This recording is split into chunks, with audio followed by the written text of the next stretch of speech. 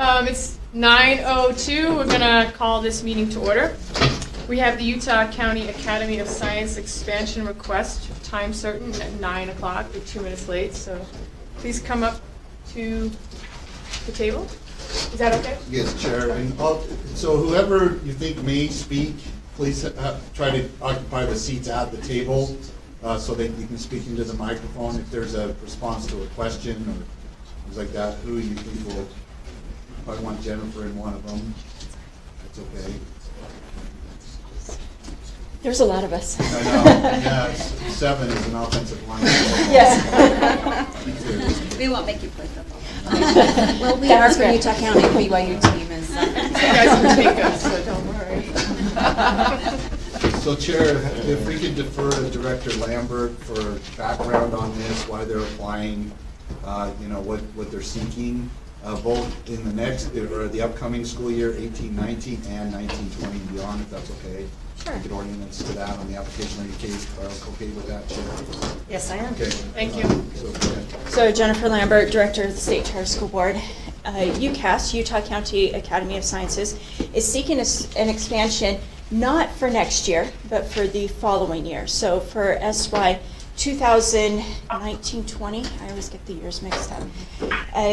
The UCAS is a very strong performing high school. They are a early college high school. So they take students who have an interest in early college, and then they help them achieve what they want, and they do it very well. They usually tie for, kind of go back and forth with New Ames of being the top high school in the state in terms of school grading and many of the metrics. So the State Charter School Board spent quite a bit of time yesterday reviewing this application. We reviewed, you have R277482, the revisions of it went into effect just this week. We reviewed and considered all of the elements that were listed in there, in addition to some other things that we look at as an authorizer. UCAS meets and exceeds all of those things. It's a very strong application. They have good reasons for expanding. They are looking to better serve their population, to be able to better meet the demand that is in the area.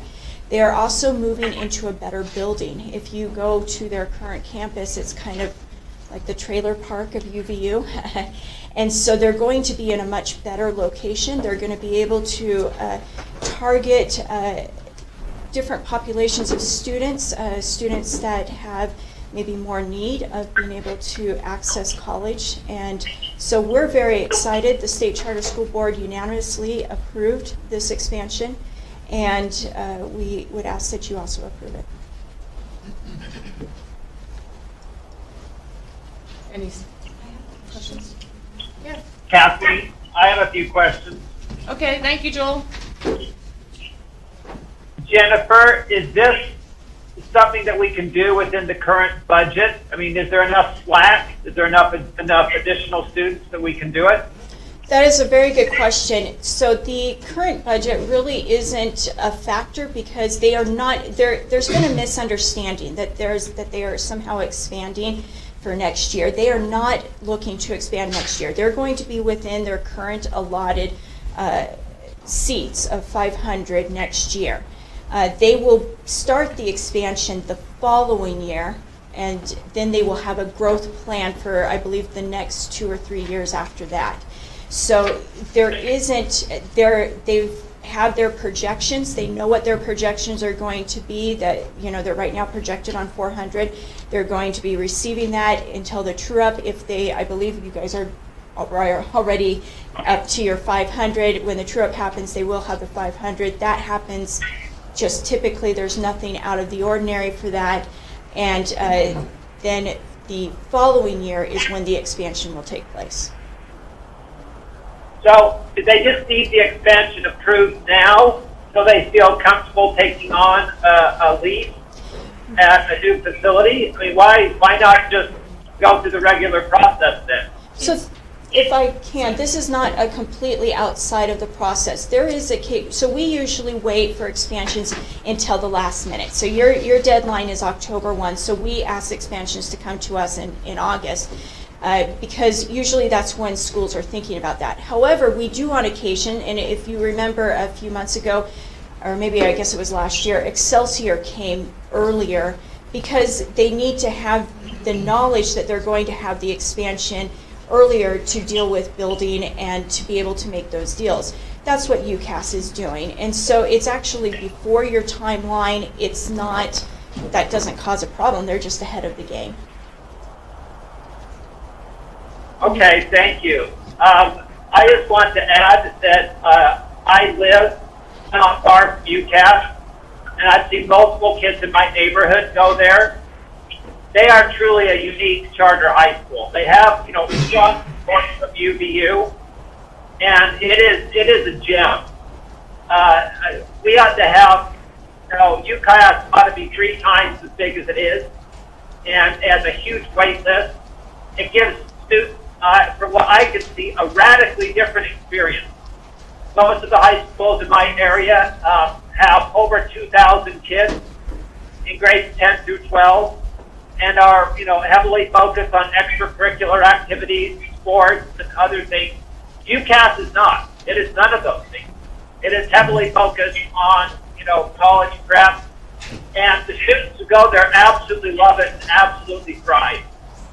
I think it's great. I think it adds real diversity. I'm glad they finally found a better facility and they can expand. But this facility will not be on UVU's campus. Is that true, Jennifer? That is true. It's going to be very close, and it is on a bus line. It's a bus rapid transit line, the new one that's being put in the Orem Provo area. So, Right, so students can still go to class at UVU and this place at the same time? Yes. Okay, Joel, good. we're gonna let Linda Hanson have some question, take some time to ask a question now, okay? Sorry, thanks. No problem. No, that's okay. I'm just waiting my turn. Tell me about your special education population. Sure, I'd be happy to. We have, when you look at our records, we have a low special ed population right now. We have 1% of our students that have an IEP.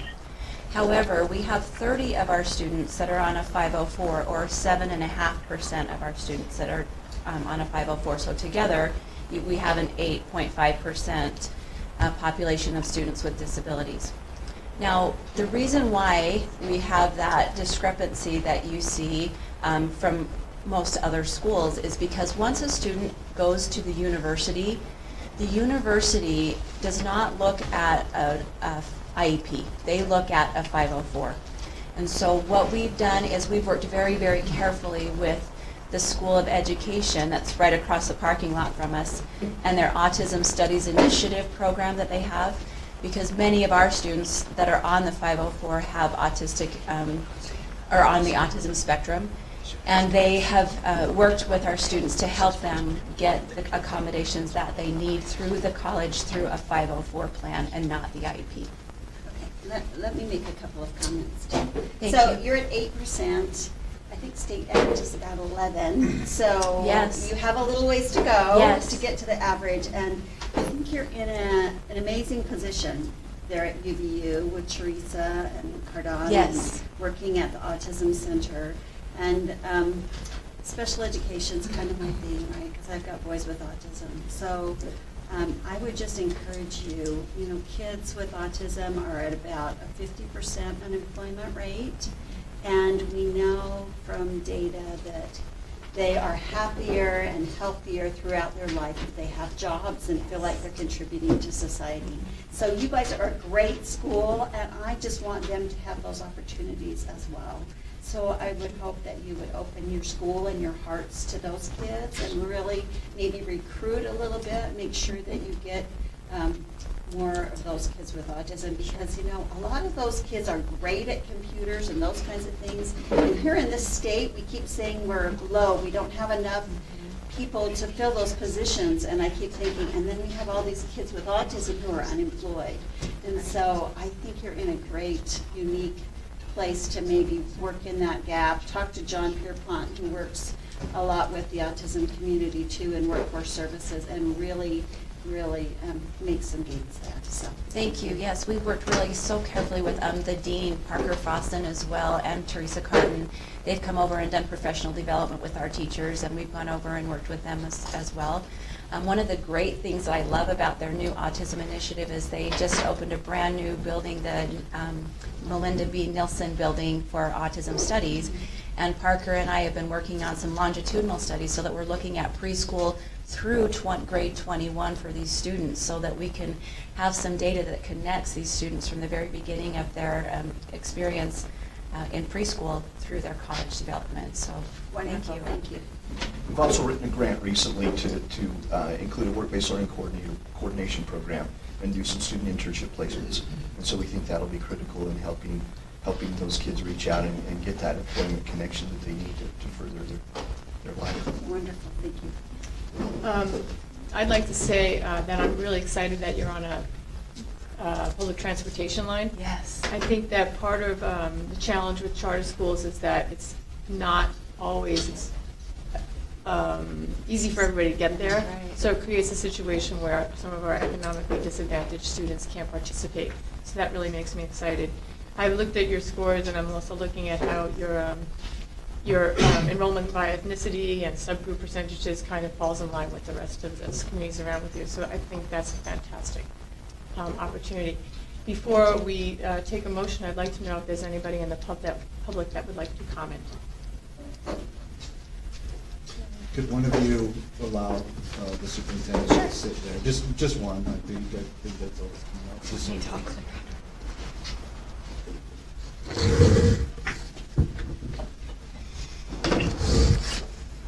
Good morning, Terry Shoemaker with Utah School Board Association, Utah School Superintendent Association. I reviewed this application very, very carefully. Having served on the Board of Trustees at Utah Valley University for 8 years, I'm very well aware of the influence of this institution on that campus, as well as being involved with the partnership there as the chair of that governing board. I know quite a bit about how well it's done. I couldn't agree more with the things that have been talked about. I have some questions about governance. Originally, when this was put together years ago, 3 school districts had significant involvement in governance. As I spoke to all 3 school districts about that, right now, I believe there's 1 representative of the school district on the board. It used to be 3. They were originally involved in actually putting this thing together, but all 3 feel like that slipped away from them, and they didn't seem to have less or maybe no influence at all at what happens there. That's deeply concerning to them. I want to express that. I'm not here to oppose the expansion. I'm just letting you know, when we have these early college high schools worked with and created by school districts, they'd like to stay involved with it as best they possibly can. That's the concern I'm expressing here. This school's been existing for how long? Quite a long time. 13 years. Yeah, Yes, sir. 13 years. So the evolution of that, I'm sure there's quite a variety of things that have occurred over time. But none of the school districts are going to oppose this. I shouldn't say none of them. One of them is going to oppose it, but not nearly as strongly maybe as the other. All 3 of them have concerns about how governance has altered over time. That's my Tara, comment. could you tell us which 3 they are? Provo, Alpine, and Nebo. Thank you. I do appreciate our partners. They are wonderful to work with. Just for your information, 3 years ago, we had 1 member of each of the local school districts on our board, and we had since the beginning of the inception of the school. However, the 3 school districts made a proposal to our board that because we were doing well, that if they would just allow 1 school district to be the representative and then rotate seats every 2 years. And so for the past 3 years, we have done that. And that was approved by our board and was presented through a school district representative. We have had a school district representative on our board the entire time. and we appreciate them, and I make often visits to go see the superintendents and have let them know about this expansion. Can I just add, I really applaud UCAS that they really do try to reach out and try to make sure that they have good working relationships with the district. And I don't ever have gotten the sense from UCAS that they feel that they're just trying to do this alone, that they're part of a full public education program, and that I think that they've done a good job of trying to reach out to districts and trying to bring them in, because all of these kids are all of our kids. It's public education, and I really get the sense from UCAS, and as their authorizer, we very much appreciate that. So, hearing what Terry had to say, would you be willing to reconsider? Because it sounds like the school districts have maybe rethought and would rather have the 3 seats than just one. Absolutely. So I wonder if you'd be willing to go back and reconsider and talk to them and see if you could go back to having 3 of them, if that's what they would prefer. Absolutely. One of those seats, though, went to a community member, and I think one of the secrets of UCAS's success is the stability of the board. And so an additional member was, or not an additional member, but a member was added then from business and industry. That person has been a person from I Am Flash in the past, and now it's US Synthetics, which is a company which is very close by in geographically to UCAS campus. It's been a critical component, I think, to have that business perspective added. So while the district influence may have diminished some, there's been that additional component of business, which has really added a great opportunity for us, especially in terms of employment of youth, to be able to be thinking that way of what's the next step for our students. And so, And we have a 7-member board right now, adding the 2 other districts back again, and Serene Bean is here representing our board. I don't see that as a problem as we take it to the board to ask again if they would like to consider having them back on our board. I would love that, and 2 more seats is not a problem. Thank you very much. So I'd like to say that as a public school teacher and a board member and a person who sees how great charter schools can be, I'd like to see the partnership expanded. I would like to decrease the thought that it's charters versus neighborhoods, and I'd like to see that work together. In my mind, I thought that charter schools, that charter schools are supposed to be like the think tanks for all of our communities, so that we could create all these new experiences for our students so they could learn it differently. So I'm excited that that's happening. So thank you for the work that you do. Mark, do you have any comments? Well, yes, I appreciate the dialogue, and I think we're distracting a little bit from the actual process of their application and request. We're starting to get into their politics a little bit, but I don't have any questions. I thought it was packaged well. Of course, it's a great school, and you're dotting your I's and crossing your T's, and I appreciate your willingness to listen to Terry Shoemaker and some of these board comments, but I don't have any challenge at all with Do you have a motion? their expansion request. Appreciate them being out in full force. Thank you. What's that? Are you making a motion? I'll make a motion that we approve the take to our board with support of the Utah County Academy of Science expansion request. All in favor? Aye.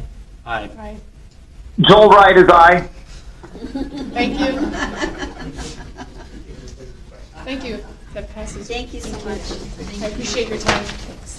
Chair, go ahead. You can transition now, thank you.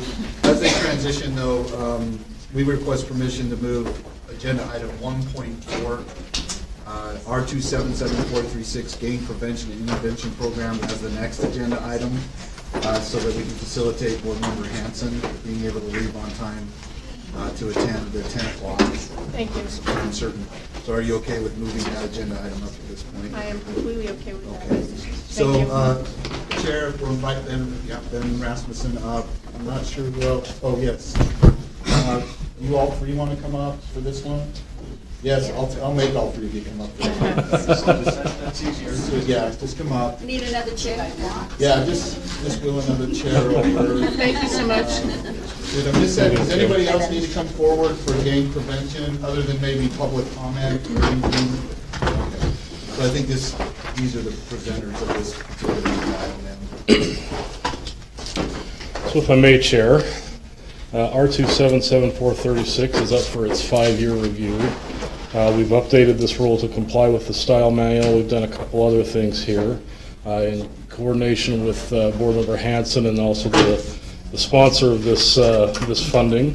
We've tried to strengthen and clarify the standards that are going to be used for approval of applications for gang prevention funds in this rule, and we've also taken out provisions, a provision that provided for part of the funding set aside for this to be used by the USBE, and we've received direction to find that funding elsewhere that they're working on. So those are the big changes we've made to the rule. Kim and Brian and Rebecca can answer questions you have about the substance of the rule if there are any. I spoke to the sponsor of the bill last night, and sounds like an exciting opportunity. So thank you for your work on this. Any other questions or concerns? Sorry.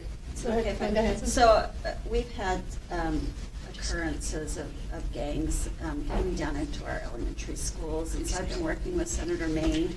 She got this additional appropriation for $300,000 so that we could help fight some of those things that we are seeing occurring in our community. So I really appreciate her willingness to do this. She was the appropriation didn't have attached to it that it needed to go to schools that had gang problems. So that's what really this rule is doing, is just clarifying so that we know it's going to schools that have a history of gang problems, and it's going to proven programs in those schools. So I appreciate you guys' work on that, and it'll be great. It's not a great thing, but it's good to have the support.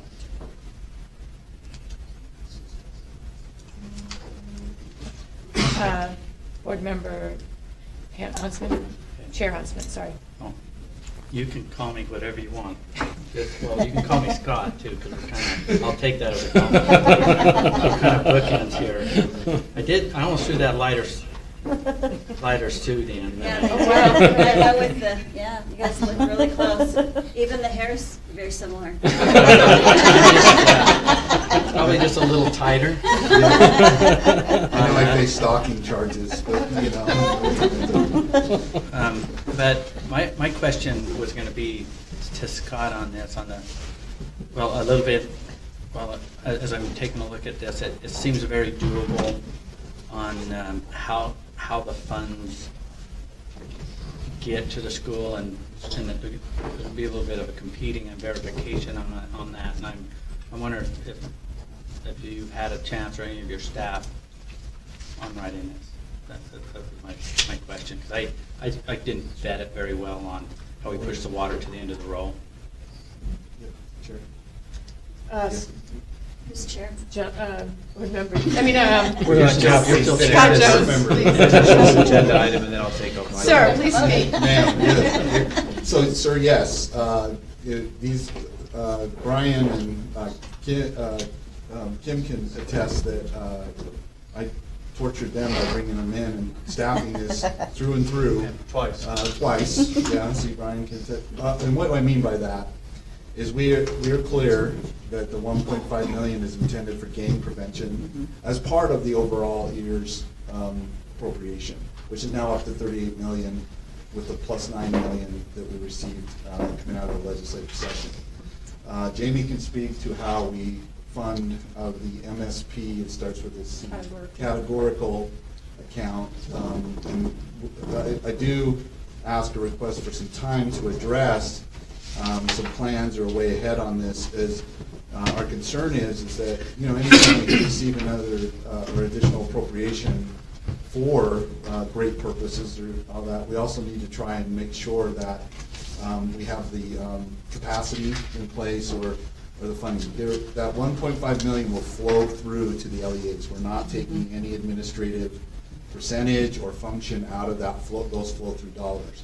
It's this MSP categorical account that we use for, or line of accounting, I guess, that we use to sustain or ensure that we have funding in place for that ability to administer the program properly and support any of the LEAs and the individual schools from our level once they receive the pass-through money.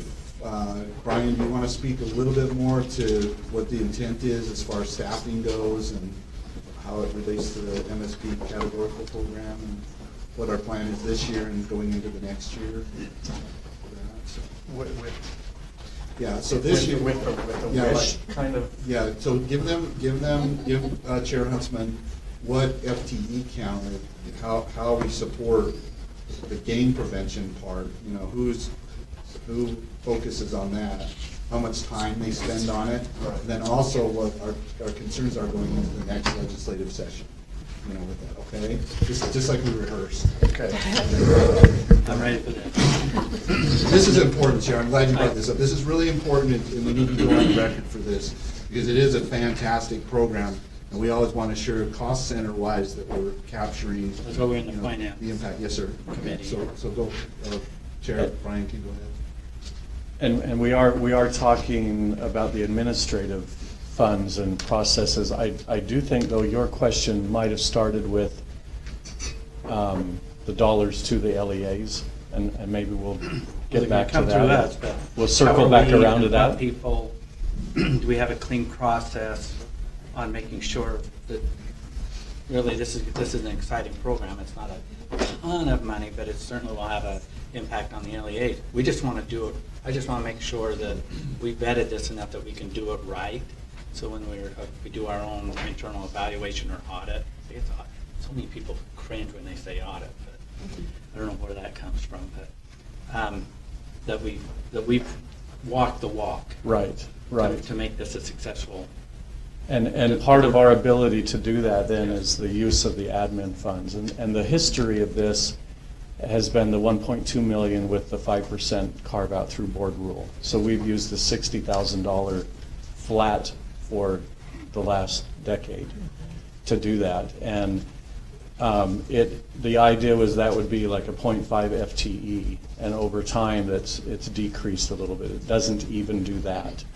And the next thing that it doesn't provide are those activities that then, and Kim is the current gang prevention intervention specialist, for her ability to go out and assist those LEAs and those grantees and work on the specific activities that the dollars are designed to do. And that's why we're hoping through a process, it would be a legislative process, that we would try to increase that MSP categorical administrative allocation. We could see a full FTE in this position because of the work that needs to be done in the area. But we have everything in Yes. place. We have everything in place this year, but as we start the process for state fiscal year 20 and the legislative ask, I would anticipate that we as your staff are going to ask for a little bit more money for the MSP category to support this great program. Well, we're not infringing on the 1.2 or the extra 300,000 to do that, okay? This is a great process because it sets conditions for the process of going into the next legislative session, not just this particular topic, but all topics and how we come to terms with the staff and what they propose to you for your priorities for the next budget year. So this will be My one question, thing. that's fine. Thank you. Madam Chair. On the road to awesome, On the road, awesome. this is something that is really exciting because we in finance would like to use the data that we have to meet the needs with money specifically.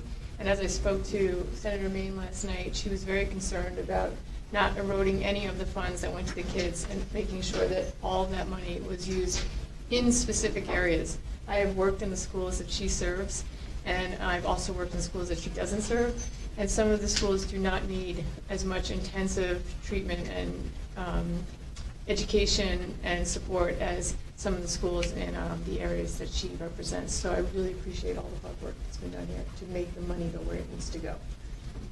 So to that point, Chair, I think, Kim, I think you should explain just as quickly as you can, but precisely as you can, what the application process is Okay. about for, especially in light of the $300,000. I think it's good for you to know. Yeah, so I'll speak historically for the 1.2 million. There's an application that's put together based on our end. We look at the needs, so there's a needs assessment section, demographics, needs assessment, what they're going to do with the plan, the budget, and carry out the intervention, prevention. That's what the whole thing is gang prevention intervention. And then it's an application. It's vetted. People apply for it, and they have to show that needs assessment is really where they have to show.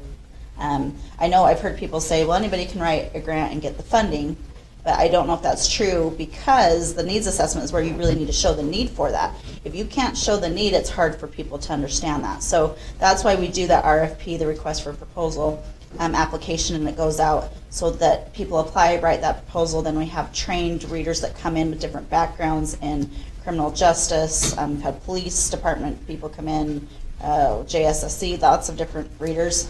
And we train them on what we're looking for with these applications so that we can target prevention and intervention specifically for gangs. Each of them read. Last year they read about 5 grants each. There's a whole rubric scoring process that goes out with that. They come back, and basically it was the top scores based on the needs assessment down, and that's how it was funded. So that's how it's been in the past, is because that's how we have to know the need. Because like you said, there are certain schools and districts that don't have a need, and the need is not as great. And that's what we want to make sure we're targeting, the actual kids in the areas, in the schools that have this problem with gangs. Thank you. I would like to invite public comment on this topic. Is there anybody in the public that would like to speak to this? Great. I also worked with a student, and he transitioned to junior high, and he stopped coming to school, and he was joining a gang, and it was really, I contacted the school, and I said, this kid is great, I don't know where he is, and they had things in place to go find him in his community, talk to him, and bring him back to school, and he actually finished high school. So it's so, I mean, I have many stories about that, but it's really nice to see when things are all in place and they work perfectly, and you can pull a kid back into a successful experience. So I really appreciate the work you've done. With that, I entertain a motion to move this forward. I move that we approve R277436, gang prevention intervention programs in the schools, on first reading, and ask that the board approve it on second and final reading. As amended and continued. Oh, sorry, as amended and continued. Thank you. All in favor? Aye. Opposed? Thank you so much for your time. And I turn the gavel over to, where's the gavel? I did. Chair, right. Thanks, His Nancy. kids Break. hidden, they placed it We'll just bounce really hard. on the dinner table. So much attention, excessive attention I'm drawing to myself. Are we back to 1.2, Deputy Jones? We are back on 1.2, Take us away. Chair. Just real quick on this one, the recognition goes to, or comes out of what the superintendent already briefed the whole board on. We received the third quarter audit from State Finance that indicated no findings for all of the samples that took place by them for USBE. There was one major finding for USDB. This is a good indicator of the controls and the efforts and work that's been done over the last year in moving or transitioning into FiNet. Now, that's not to say that next quarter we won't have some findings or all of that too, but what we have seen and what we can display to the public and or to board members is a significant decline in findings over the last year, quarter to quarter. There's some major, some minor. Specifically too, we had a significant trend on purchases, and Zach and Faye can help me on this one, of $5,000, where even internally here, we weren't doing so great. I'm aware that several transactions were sampled from our or as part of this last quarter audit, and all of them obviously passed. The one USDB one was significant on that, but the response is great. They're making the corrective actions. They responded quickly to it, so Debbie Davis has that and will respond accordingly to state finance. So that's some good recognition on progress and achievements. Again, it's not, it doesn't mean we won't have findings in other areas next quarter or any quarters after that. But once we do have findings, we are doing a very good job of basically attacking and then mitigating against subsequent findings in the same vein on that too. So that's.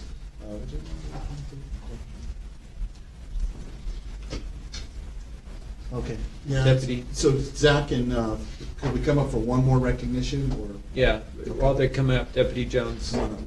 some of us have been here for 3 years and seen a huge sea change over the last 3 years. I want you to be blunt. Why have we changed? Why are we doing so much better? Two reasons. We significantly increased our manpower.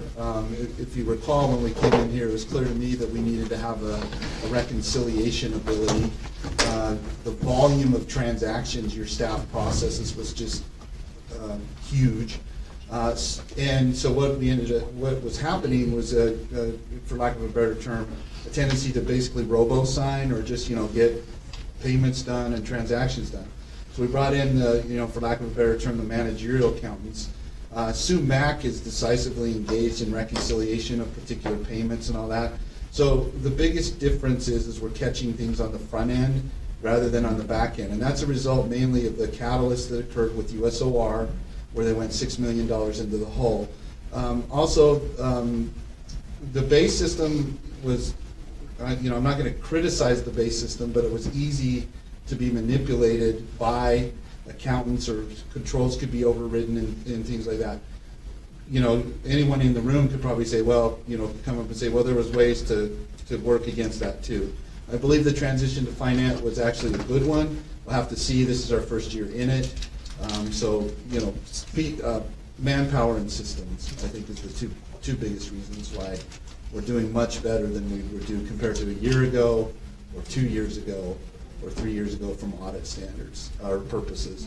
And then, we have asked internal audit to do an audit on us, to look at our year-end closure procedures, because we're into the finance system, to learn and grow from that too. Well, I don't know. Mark? You asked, if I might just take a moment here, I know you have a lot on the schedule. You asked Superintendent Jones a really good question, that to put him in a position to pat himself and his people on the back, and he did a good job not doing that. But he did bring up, when you and I first come on the board, we were dealing with we'll just call it our Office of Rehabilitation, our OR challenges into that discovery, and a little bit of change on leadership, but through that discovery, accountability became really important.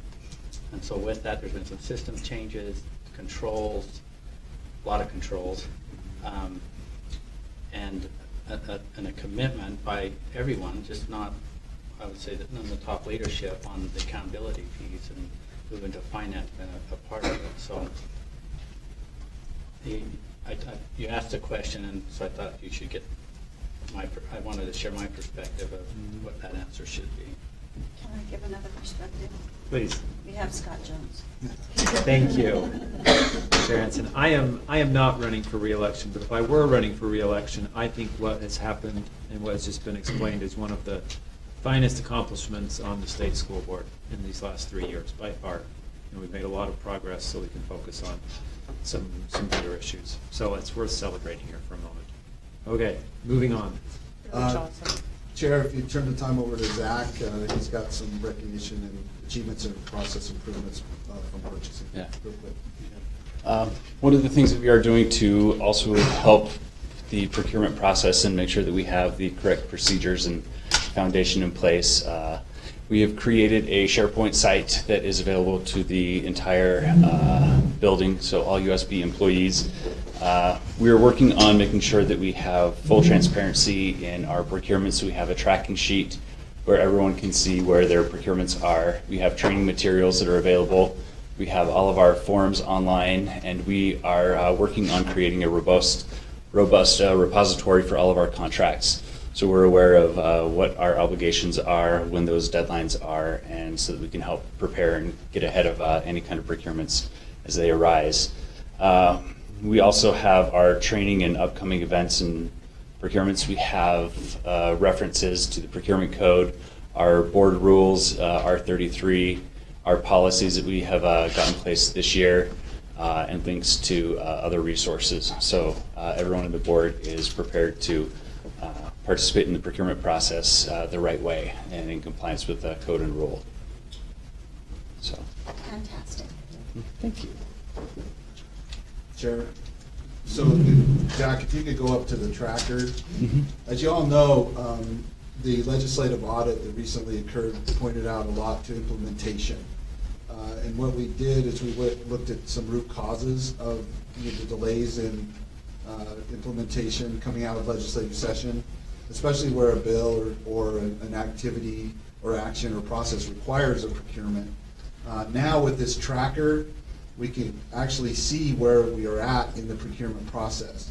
So we're mitigating against the risk of, say, a particular contract or procurement falling through the cracks, so to speak, or where, you know, say assessment needs a particular procurement to occur because they have to train or help train LEAs at a particular point in order to implement that process or program by a certain date. We feel that this is a much better way of allowing the sections to go in and visualize and see, again, where exactly they're at within the process. We have asked the sections, though, to try to identify for us timelines where, you know, I don't necessarily know that unless the contract's in place by August 1st, it puts training at peril or things like that. So we asked, when this was presented to your staff, we asked them to come back to us and continually monitor this to where they can see and to communicate with us up through the chain of command. Hey, you know, I'm really concerned that if this contract isn't in place by this date, it'll have second and third level effects on the LEAs.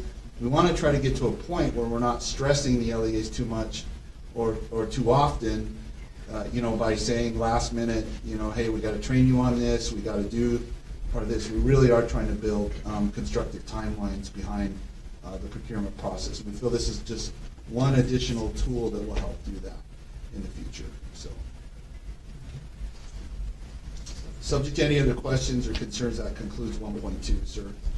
Okay. I'd like to say, I'm looking at it right now, and it's really nice to have this point where I can click on different sites and see what's going on.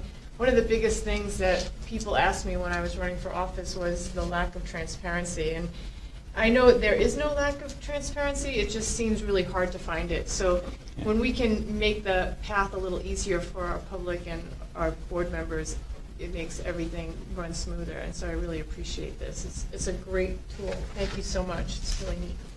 Thank you. Okay, thanks. Thank you. Yes? USB staff respectfully requests that we don't go to 1.3 at this point, that we move agenda item 1.5 up the section reviewed by information technology, and the agenda item 1.3, fiscal year 19 base budget review and recommendations get moved to the end right before data and information requests. The reason for this request is because a lot of the presentations you're going to see will tie into that end state of presenting the budgets to you. We feel it's more productive if you allow us to move 1.3 to the end of the agenda and go ahead with 1.5 at this point. Okay. Okay, so with 1.5, Jared, where is he? There he is. Come on up. You can do you want anybody else up here with you? Actually, Deborah, will you come up so when we get to the point of talking about the budget? Thank you.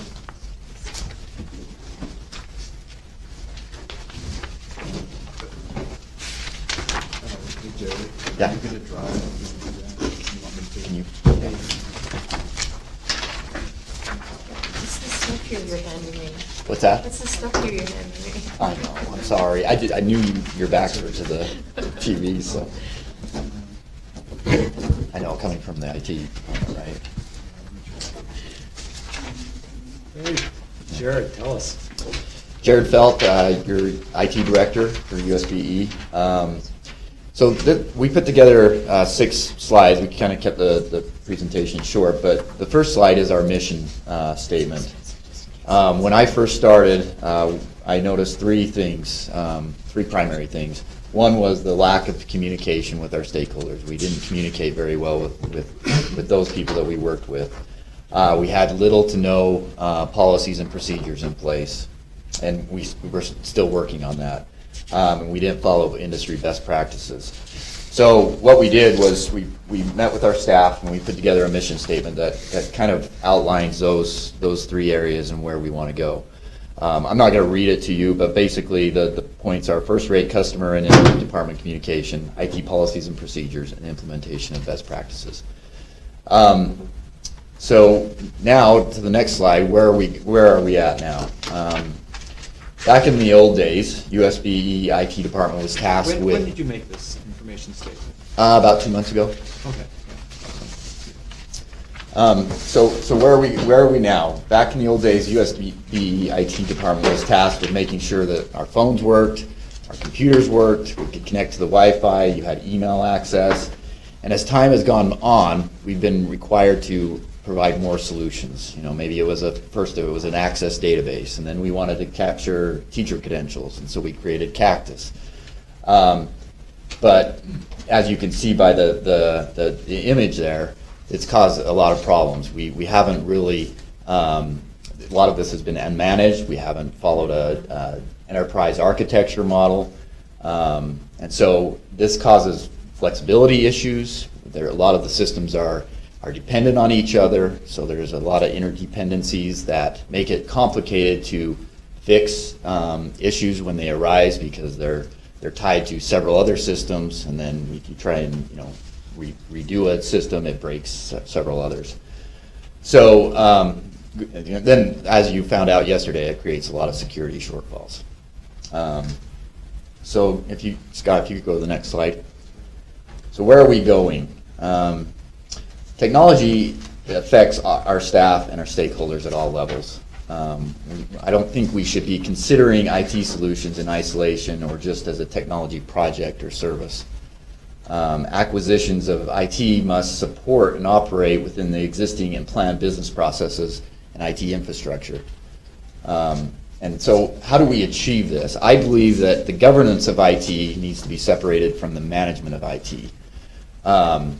And what I mean by that is the governance, there needs to be a governance body that prioritizes, gets stakeholder input, and prioritizes those solutions to meet USBE objectives.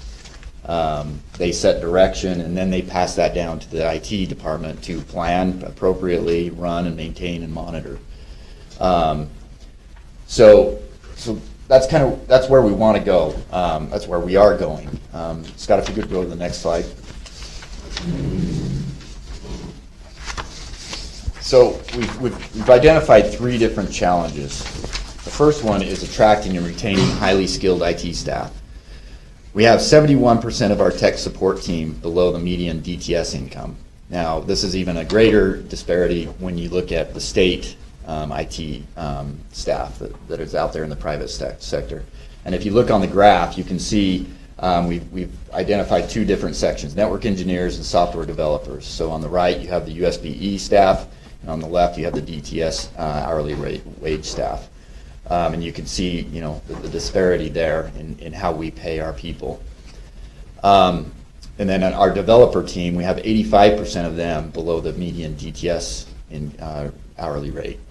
So it makes it really hard to keep our good people and attract new highly skilled people. And as we're transitioning into this new era of where we want to go, we need these people to make this happen. IT acquisitions is another challenge. As I mentioned earlier, we're acquiring IT solutions in isolation, or we're still siloed. So we have sections and it's IT as well, sections that go out and acquire these IT solutions, and they haven't been properly vetted, and to make sure that it fits in with the overall plan that, you know, the objectives set by USB and you as a board. And then we have staffing shortfalls that we feel that we haven't clearly identified yet, but we feel that we are short and lacking in that area, as was stated in the report that was given yesterday too, in the audit report. So our recommendation is to establish a board IT governance committee. Now, whether that's somebody that's designated by you guys and delegated to, you know, IT leadership or to leadership at USBE, or however that's set up, that needs to be, I think, separated from the IT management, as I stated earlier. And then we also need financial assistance to attract and retain highly qualified individuals to help build where we're going. So, If I could speak to the second bullet, there was a legislative action that was promoted by the governor's office to try to get a market increase across all IT positions, well, for all IT positions across the state last session. That did not go through. We were really hoping that it would, because then we could see that, you know, that would allow for more funding. However, even if it did go through, if it was, say it was 3%, that would have allowed us to raise up our positions by 3%, but DTS would have also received the same 3%, and so the gap would have remained.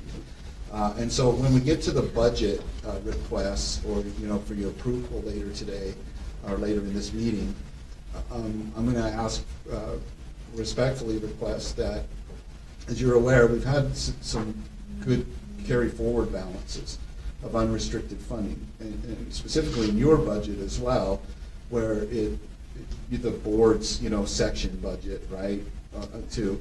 So we're going to ask that you consider at that point, you know, I'm just kind of, you know, doing a preemptive here. So if we can, you know, consider using some of your carry forward ongoing balances to help basically increase the capacity or the ability of IT to meet standards that you're aware of are short from the briefing yesterday. Then also, too, to the first bullet, is to ensure stakeholder input. We really feel good under your governance and the Superintendent Dixon's leadership that we're inclusive of all of the stakeholders in almost everything we do now, especially on the ops side. So these two items we would require additional funding for. We have it in the sense to carry forward balances, but I'll wait to get into that when we get to that last agenda item, the state fiscal year 19 review of the budgets, and your approval for those, or for a motion for them to go out. So that's what I would add to this. Is there anything else I missed? So as I look at this third slide, I work as a tech person in a school, and I feel the pain of this tremendously. Many people think that every computer talks to every computer, every program talks to every other program. If you plug it in, you're in charge of it. As we move from having less manual paper pushing, can we, I understand the unrestricted funds, but it seems like that's going to be constantly putting deadlines and stuff. So I'm wondering if there's, now that we're moving our, the way that we operate, is there an FTE that can be negotiated from different departments where there was more paper and less tech? Are we rearranging our faculty or our schedule of people? Because it seems like with all the stuff we're doing online now and how we have everything's talking to each other, we should be able to maybe rearrange our staff to accommodate a higher need in tech. Because if all these things don't talk to each other, then we're doing a lot of walking around and fixing it, where if we can just make it talk to each other more efficiently, we would be able to save. Is that? Yes. So I defer to Director Fout to give you a little bit more scope on, well, let me tee this up first with, when he was hired, I gave him specifically areas that he needed to focus on. Mm-hmm. Security, manpower, systems, and then kind of as an ancillary, the website, mm-hmm. right, too. So what he's here talking about is kind of a more of a aggregate look across those three areas. So Yeah. you received the security briefing yesterday Yeah. in the executive committee meeting. This is more about the systems piece too, Mhm. but now go ahead and talk about your personnel, what you've done, where we're headed with that. Gavin's been instrumental in his, he's our consultant part, and then Chuma as well, bringing him on from Hill Air Force Base. So go ahead and answer the chair, I just vice chair's want, question. the unrestricted funds just seems like it's not a consistent source of revenue, so that's my concern. I don't want to Yeah. have staff you and then unstaff you and then staff you and then, No. so I want to make sure that it's a more consistent. Well, I think we revenue need source. to, you know, we have to still come to you with a plan of how many people it's going to take to fix what we have here. And when we do that, that may include, we could possibly use some of that IT staff. That I know there's some IT staff in some of the other departments or sections.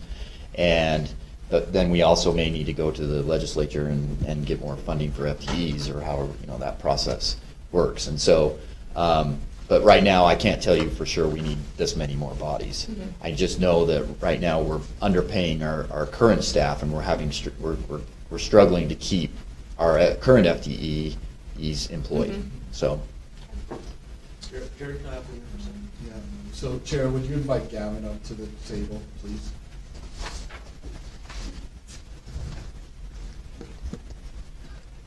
So, Gavin, introduce yourself. My name's Gavin Packard. I'm the consultant that you've hired from DTS and you're paying for a year to tell you stuff about your organization. What Jared's getting at is there do seem to be initial analysis over the first 2 months. Looks like you do have some efficiencies, I think is what you're getting at, to be gained in terms of automating certain activities. Certainly in the help desk area, that's definitely a possibility. You're really thinly staffed there, but your broader problem is, and will be long term, that in your data center operations, there really aren't that many efficiencies to be had. There's so much work that is greater than the amount of staff that you have available, and the concern that Jared was talking about a minute ago, where you're essentially serving as a training ground for DTS and other organizations. So you're bleeding out people. They come in, they're here for a brief time, and they leave, which puts heavier pressure on your existing staff, forcing them really into an EMER mode, emergency mode. Everybody's always grabbing their fire hat and their hose, and they're running out to go to work. And there isn't time to do the important work. We really only have time to do the urgent work. So the long-term prospect for that doesn't serve well to find efficiencies. There just isn't the time to go look. And then, so everybody's fully committed. Everybody's got their heads down, grinding away. You know, Chuma grabs his his hat and his hose every day when he comes in, and it's a big challenge. But there really aren't personnel available to flex from one area where they're currently being used to staff up in another area. That's already evident. Longer term, you're going to need more people in the data center operations, figure out how to staff that better, more fully, and then to meet some sort of dollar per hour measure against at least DTS to stop bleeding people. Okay. Thank you. Chair Hensley? Thank you. Just a comment, and then I've got a few questions. We mentioned a little earlier about 3.5 years ago, you know, in finance, we and it's all known, we had our Office of Rehabilitation, a shortfall. We went through discovery, and through that discovery, a lot of betterment came to our organization on USBE. What's happening in IT is our new OR, in my opinion. I believe with finance and we have these other things kind of working out, but isn't working for us right now as well as we want. Not to say that it's bad or anything like that. Is our new SOS is how we're going to deal with our IT department, because there's so much. There's the security, there's interfacing with all these entities, and we've heard this on the sidelines for about, well, ever since you came on board. We knew we have a problem. And today we're getting closer to trying to resolve that. So the finance committee, I think we should take a look at what's happening with all aspects of IT and make it a high priority moving forward. And I see what we're doing here with the budget and budget request, but I think it's a lot bigger than what you're bringing to us today. I think we're going to move the needle a little bit, but we're not fixing anything. And so some of the questions I have, some of the concerns I have operationally, and we're not here to fix operational concerns, and that is I cannot comprehend why our other sections would have their own independent IT staff. I don't think we're going to get where we need to go with that in place. There's one USBE, there's one IT department, one IT purchasing department, and if we're going to get control of this challenge that we have, we've got to draw some hard lines or have our deputy superintendent and if they need our help to do that, they could reach out to us. But we need to reel this in and reel it in quick. So that's a big concern I have. And then we have a tendency, there's outside entities are requiring it, but we as a board have this quest for data. We're data mongers. We can't get enough of it. And moving forward, I would ask that we have kind of the data police and say, hey, what you're asking for is not required by anybody, and there's a cost associated with it. And so what are you going to give up, State Board of Education, to take care of this data mongering that we may have an appetite for? My other concern, not quite, but this is a question as I've gone through here. There's this evolution that's happening in the world with IT, and the way we're kind of running is kind of behind the curveball. With we're going to hire people, we're going to train them, they're going to go out the door. I'm wondering at what point that you come to us with the solutions of vendor and vendor relationships. We have a consultant here. In a lot of cases, those consultants don't turn over when you get the right consultants on the bus, and they seem to be a big solution. The turnover that happens, there's a lot of IT support where, I got to plug the computer in, I got to take it out of the box, I got to get this, or I got this phone issue, I got an access issue. The revolving door IT people definitely can walk in, and they really don't require a lot of assistance if there's a checklist of protocols to go through this. So I know we're in survival mode, crisis mode, but I would like to know, we have to survive now, but I'd like to see the bigger picture. A while ago, when we were dealing with some challenges we had 3.5 years ago, or 3 years ago, we had Scott say, this is what I have to move forward, and it's taken a few years to get there. I think we need to draw that same hard line now on IT. It used to be that small little support service, but it isn't anymore, with security and everything else that's associated with it. So I'm kind of putting that out there, Chair, that we maybe reprioritize some of our things on our agenda, but I'm asking for a bigger plan than what's here on how we get where we need to be and what is it really going to cost. So I'm seeking that. I've said too much, but I'm going to go back to my one question. On your budgeting and everything else, do you have factored in here your use of consultants? Or is that just your... This is just our current FTE count. Period. Yeah.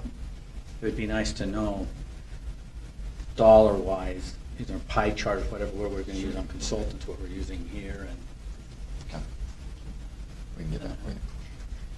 Gavin, did you have something to add? I did. I just wanted to follow up, Chairman Hudson, on the comment. What you're really getting at is and Jared and Mr. Jones have alluded to it in the presentation we were just looking at. IT needs to be a core competency. It's in Jared's slide deck. IT must be a core competency for the State Board of Education. And it's been a sectional competency. What you're getting at is the non-enterprise nature of the way historically we've approached IT development. I need something, so I'll go off and source something. Whether or not it's supported by IT long-term, that's kind of up in the air about how that'll come back in. But so over time, IT's become something that we go around organizationally rather than something that's necessarily involved from the very beginning. So that enterprise level, that IT competency versus a department, every single thing that you're doing today in this meeting is based on IT, right? All the stuff flying around in the air and the stuff you're typing on, everything has an IT basis. And that sort of engagement, a broader plan to examine how we force our organization, or our IT organization, to support all of what you're trying to do at the same time, rather than the single-shot musket rifle thing we've been doing lately. Right? That's a big fix, and you're right. We'll need a budget for that. I need an implementation plan. Mhm. Oh, Chair. I think we need an implementation plan too, so we can start that. And I know money's not going to fix it. It takes a very comprehensive plan, a change in the culture that's in this building, and a few other things, and it's all doable. The rest of the world's dealing with it. It's our new big lift. And so, gentlemen, correct me if I'm wrong, but are those not my orders to you? Is that you are to do exactly what he's telling and do it in the near term? I'm not telling him that, I'm asking I him know. to just. I know. You ask, I tell, so, Okay. I mean, you know, Yes. we're on target. We just wanted to make sure you had yesterday's briefing and this one, so that if anything, it demonstrates our sense of urgency, to get to what right looks like with that comprehensive plan. I'd just like to endorse what Chair Huntsman said. I would like to see a plan, how we get there, how much money it would cost, how to use outside consultants or inside people. I think we'll never be able to compete at the highest level with salary.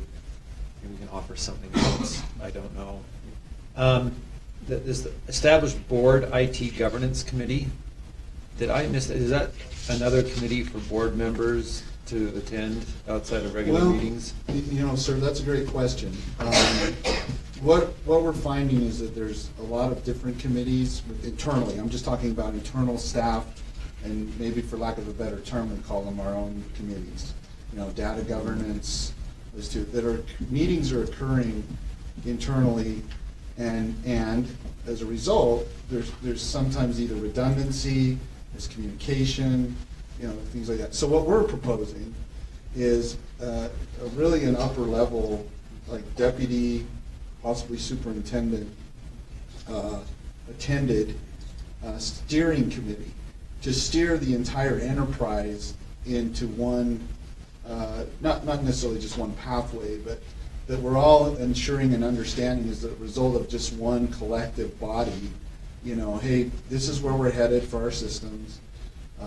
To the chair's point about, all of the inundation we do on the LEAs for data, right? Where I think that anyone representing either the regional service centers or the LEAs here could attest that there's probably a lot of information we ask for that is redundant and overwhelming at times, that in our systems, if we were integrated, we'd find that. So the point of that, going to your question, is we would very well love or welcome, 1, 2, however many board members would like to be part of that steering committee, or you can leave it up to the staff and we can come back and brief you, on where we're headed. We are just really trying to see, like, for example, you have an Aspire users group, right? Which is great, but how are we communicating what's coming out of there so that Aaron's aware of it, I'm aware of it, Natalie and Jamie in the financial ops, or even SAS and all the others are aware of what is going on in there, what are they asking for, and is what they're asking for redundant with something else that's occurring in another section of it. That's what we're getting at with that first bullet. So I would just kind of kick it back to you, sir, and say, If you feel that the board members should participate in this, that would be great. Otherwise, I would ask that you entertain us having it, at the higher level with, in the military, they call it a general officer steering committee, where all the divisions are led, right? So if you have the deputies and the superintendent, we get briefings by Jared, we get briefings by Aaron, for both IT and data, and then we steer everybody in a more combined and efficient fashion, we feel. So that's what that first bullet is. Long answer. Vice Chair Eby, we've got to move on. I think we're going to ask them to come back with financial assistance and have it do this. Establishing a board IT governance committee, how about we defer that to our leadership if they want to talk more with staff and come and propose something. But as for the discussion yesterday, we might already have reached our max. And so maybe Chair Huntsman, we could be open to this if you want to cut some other board committees. Maybe we're going to put a cap on it. And we have to cut one to add one. Well, I'd like to say that I agree with what Chair Huntsman says, but I also think that since I've been here for a year, I think that we are really in dire straits. And every time we talk about something, I kind of sneak in an IT part of it because I do see the problem. And we are trying to fix the bus as the bus is driving down the highway. Well, I don't really see us looking at a long-term piecemeal. I'd like to see us really aggressively go after this and put as many resources as we can into it, because to keep this battered bus driving down the highway is not a help for anyone. For us to take the bus off the track, fix it, put it back, put the wheels back on, and then send it down, that seems like a better plan and a better way to get it done. And then I'd like us to look to a long-term solution where we can keep that bus driving efficiently. I think we are on the road to awesome. I think that we have neglected how much technology is used with everything. And my own experiences in my job, I can see that there's lots of things that if we could really intensely work on them, we would be much better off in the long run. So I think that we have a long-term solution, but I think we should really aggressively use any kind of funds we can find and work on it aggressively for a shorter period of time and fix it, because, just trying to fix it over the long term is going to cost us more, be less efficient, and not in our best interest. So if there's funding that we can find for the short term to aggressively attack this, I would much prefer that, because that would give us a better plan for the long term. So. Can I comment? Yeah. And I like where Board Member Reeby is, but that little bit of money that we're talking about, which isn't super significant, is not gonna fix. No. It's not gonna fix it. It's just gonna keep the wheels on the minibus. I like your analogy that this organization can never really become one big bus. Mm-hmm. It's a fleet of buses. Yes. And they all have a fleet of vehicles. They're not even the same. You can say it's a bus. They're so unique in the different sections and the different operations.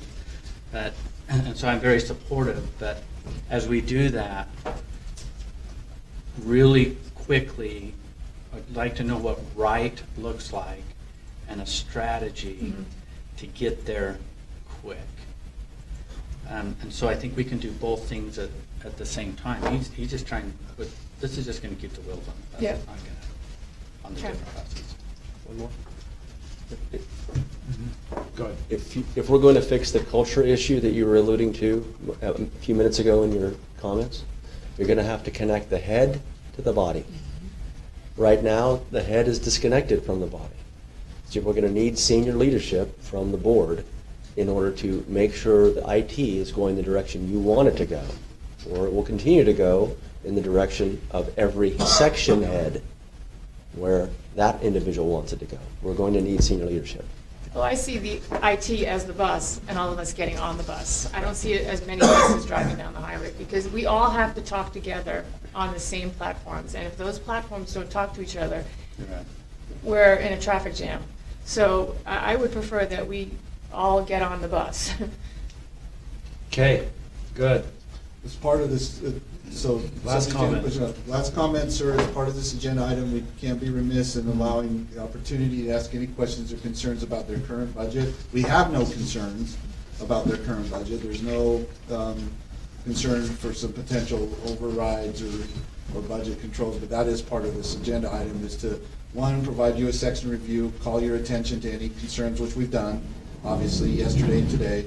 Then we also provide for committee member review, a comparison of the budgets and actuals up to date. And you've asked if there's any concerns on that to bring those to you, but as far as the current budget audit goes, there are none, subject to your questions. Excellent. Okay, that concludes this agenda item. Anything else from you guys? Okay. Sharon? Yes. I'm completely massacring your agenda, I know that. Okay. Kathleen Britton, she's the director of CNP, and she has some informative information that we were going to do for 1.12, but my understanding, she has to catch a flight soon, so could we go to 1.12 at this point, so Kathleen and Kim from her section can come up? Do you have anybody else? Kim. Yeah, both of you come up, please. So, sir, 1.12 is actually a follow-up for information that you requested. I don't know if you've had a chance to go in. I'll scroll down to 1.12 on the overheads here, or on the TV screens. And I'll pull up the different, well, there's actually 4 different pieces of information in there, or backups that Kathleen provided. Kathleen, is there one particular one you want me to pull up? The first one is the answers to the questions that This one? Board Member Joel had asked. That's great. Okay, so sir, if you and the other committee members want to just take a quick look at this, and then, again, I don't know if you've had much time to follow up on this, but we did want Kathleen to come and be able to answer any questions or concerns you have, and see if we've satisfied your information request, or we'll take further direction.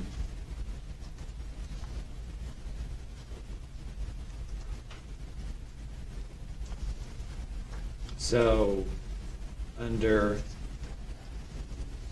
the National Healthy School Environment, caffeine is not allowed to be sold in elementary and middle schools, but is allowed to be sold in high schools. Correct. Can you tell me the public policy argument why it makes sense to ban it in middle schools but allow it in high schools? That is part of just of the federal regulations of the Healthy Hungry Kids Free Act that passed in 2010. USDA determined that. Could we restrict it in our high schools? Yes. We could. Okay. And to prevent children from a lifetime of drug dependency would seem to be wise. I don't know how else to put it. I find it shocking. If people want to disagree, that's fine. I guess I'll talk to my other board members and see what we can do. Well, it says with caffeine-free with exception to natural traces amounts. I think some of our high school students, being voting, driving people, sometimes likes a cup of coffee or let's see, or tea, So that's just my reaction to that statement. That's totally fine. We talked about maybe creating a carrot instead of just a stick, or some sort of like reward system. It would hopefully be fairly simple. Maybe you already have the data, to give schools like an A, B, C, D, or something, make it self-reporting. Give a little award to the top performing schools. So, because I feel like you guys are so, with the federal government, just so compliance oriented. And instead of being the celebration of food, how food can sustain the soul and the brain and make you a better functioning person. I mean, you look at our healthcare costs, they're just exploding, in this state, to the point of crowding out funding for public education. Is there any thought on how to maybe do that, or any enthusiasm at your level to doing that, or any thoughts on doing that? I think you may have seen what Maryland did. Mm-hmm. Well, USDA had the Healthier U.S. School Challenge Awards that they started over 10 years ago. And those are awards that USDA, when a school has gone above and beyond and applies for reseed $500, $1,000, or $1,500. Mm. Since that was implemented, we've had 177 schools apply for and win the Bronze Award and 28 Silver Awards. We've had several more that could have applied, but they just didn't take the time to apply for it. They're doing wonderful things around the state that I don't think people realize. We've gone I out. agree. We don't realize. I mean, is our public relations department, bragging about that like we brag about academics or sports or other things? I've been to several charters and schools this year, and I've seen wonderful things going on. And they Yeah. don't brag, and I've encouraged them to get out there and promote themselves some more. Mhm. We here at the agency have been trying to post that on the Facebook pages and on all of our ways that we promote outside our agency. It just seems to be the culture in school nutrition that they have a lot of pride, but they don't like to share it.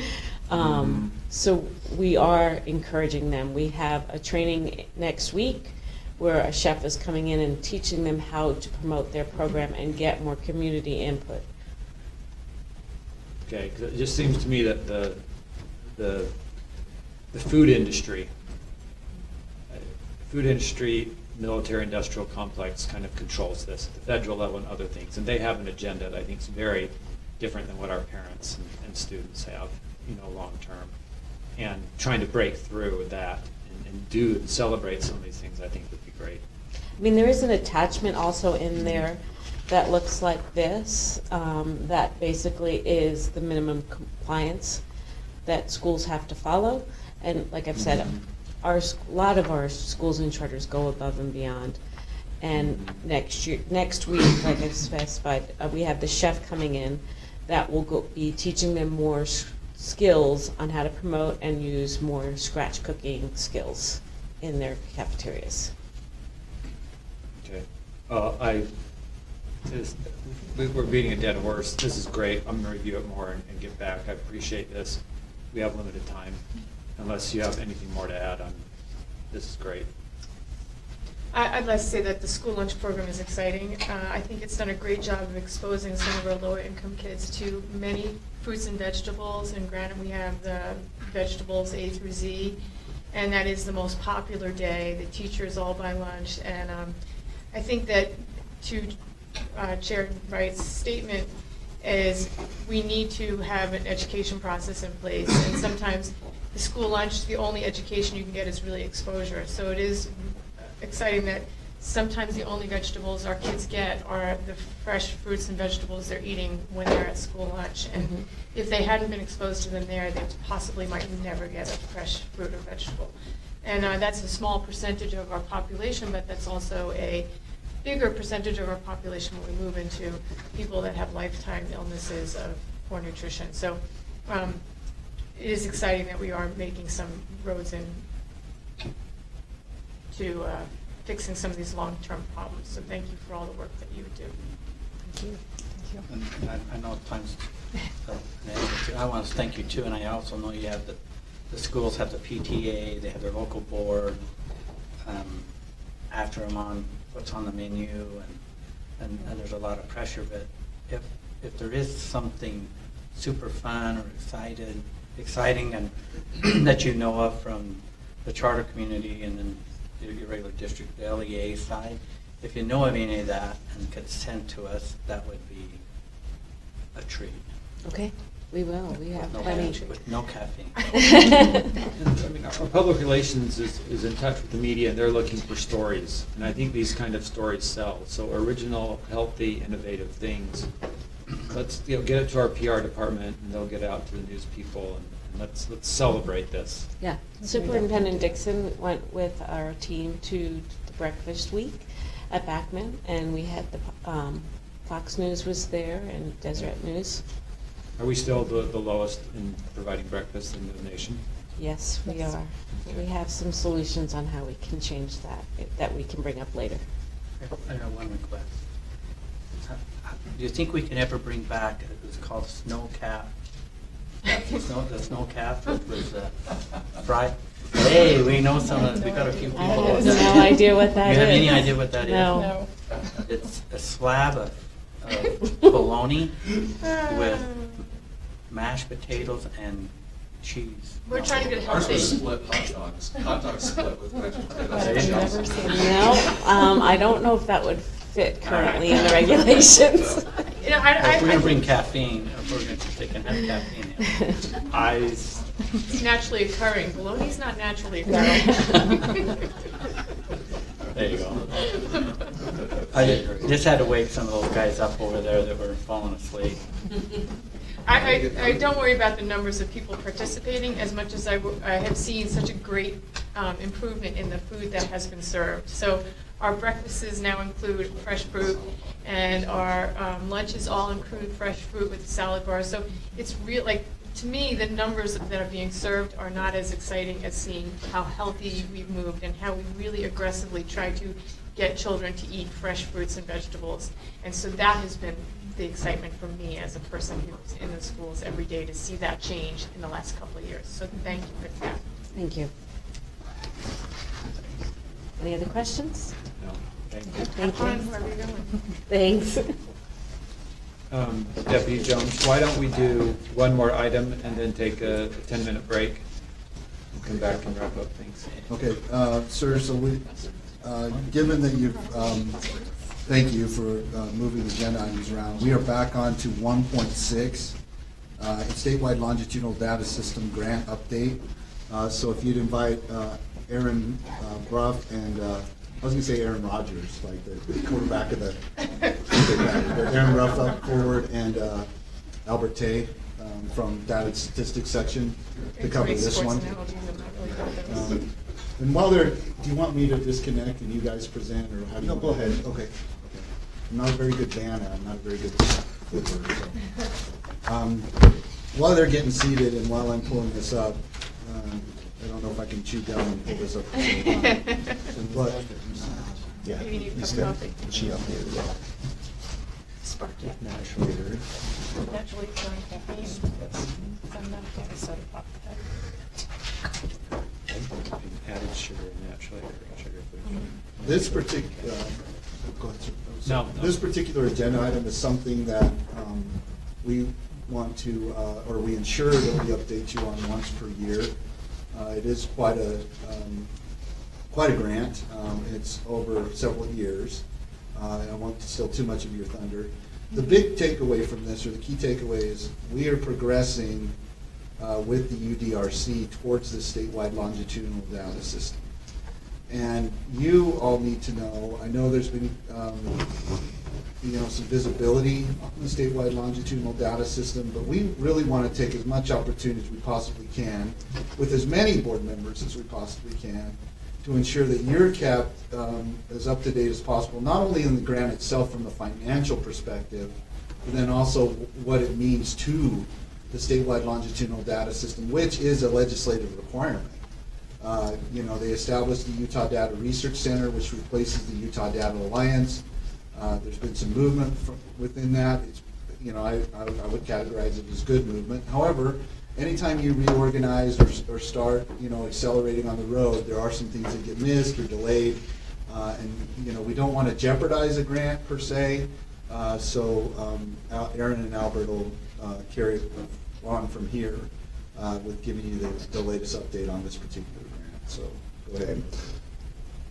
Aaron Bruff, Data Statistics, and Dr. Albert Tay over the grant management. Albert, I'll let you take it from there. Let's go to the next slide. If we can go back a little bit first. If you notice the grant, this is from U.S. Department of Ed. It provides to us, this grant is specifically for 4-year period, beginning October 1st, 2015, and will end September 30th, 2019, their fiscal year. And next slide, please, Scott. So Utah, we have received 3 grants so far, and this is the 3rd grant. And if you look at the 2015 grant, we are awarded $6.49 million, and we are currently in the 3rd year of our grant. We have been awarded $4.9 million so far, and we have expended $1 million over, and so we have a remaining of almost $3.9 million. Now, the fourth year will be awarded based on our performance in year 3. And if you notice that we have expended $463,000, that's not a whole lot, and we have encumbrances of about $240,000. Now, there's a long history of why we are not spending as much money as we can, mainly because I'm Chinese and very tight-fisted. Next slide, please. Now, the Utah Data Alliance, or right now we call UDRC, the whole idea of this pipeline of data comes from K-12, and then we have included with that post-secondary education, that's from USHE system of Institute of Higher Learning, our UTAC or UCAT, or depending on who you remember it, and then also from information from National Student Clearinghouse. And with all this information, we integrated and we are logically linked to wages information, WIOA, TAA, UI, unemployment insurance. And all this is creating this huge data set for decision makers to come, once we examine and analyze this data for decision making purposes. Next slide, please, Scott. So with this grant, it was announced in March 2015. Then Associate Superintendent Judy Park spoke with our then superintendent and permitted us to apply for this grant. So I started working on the application for this. I worked with GOMB to make sure that we are on the right track. So we went through all this approval process from GOMB, and it was approved by the Executive Appropriation Committee. And the grant was submitted in June. By middle of September 2015, we received a notification award of the grant of $6.49 million. Then we had a change in leadership. We had Rich Now, who became the associate superintendent, and I worked with him, and he conferred with board leadership then regarding receiving and using the funds. Finally, in November of 2015, you can imagine 2 months, more than 2 months, I received authorization from the governor's office to utilize the funds that's been given to us or awarded to us. In 2016, there was a legislative sessions. A new rule came about that USB may apply for grants less than $1 million, but if it's exceed $1 million, we need to go through EAC as well. So with that background, with a lot of hassle, we finally got approval to use the funds. Next slide, Scott. With the funds being authorized to use now, we were, in December of 2015, we were ready to, we were working on issuing C20s to the partners, and the partners include USHE, UTAC or UCAT back then, UEPC, UETN, and DWS. But we were told in March that we needed to have contracts in place instead of C20s. So we scrapped everything, all the paperwork that was done, and started working on the IA. And by November of 2016, the IA was finally approved and signed. We could start issuing funds. Now, this change from C20 to the interagency agreement caused us delays in the projects. And I've explained this to the Department of Ed program officers. So we were behind the timeline by about 6 months. We're trying to catch up. Next slide, please. And while we were working on this UDA and this grant, Senator or the time Representative Endrick has been after UDA for a while, and after 3 years, we finally, worked with him, and we arranged this PEN. PEN is a personnel exchange network that's within the SLDS program. and arranged for this visit to Olympia. Scott was one of the participants there, together with Senator Milner and some of the executive leadership from the other agencies. So this visit resulted in, when we came back in January, I started working with Senator Endrick and the drafting attorneys, and we went very quickly, and SB 194 was drafted, and we started to meet with Department of Health as well. Next slide, please.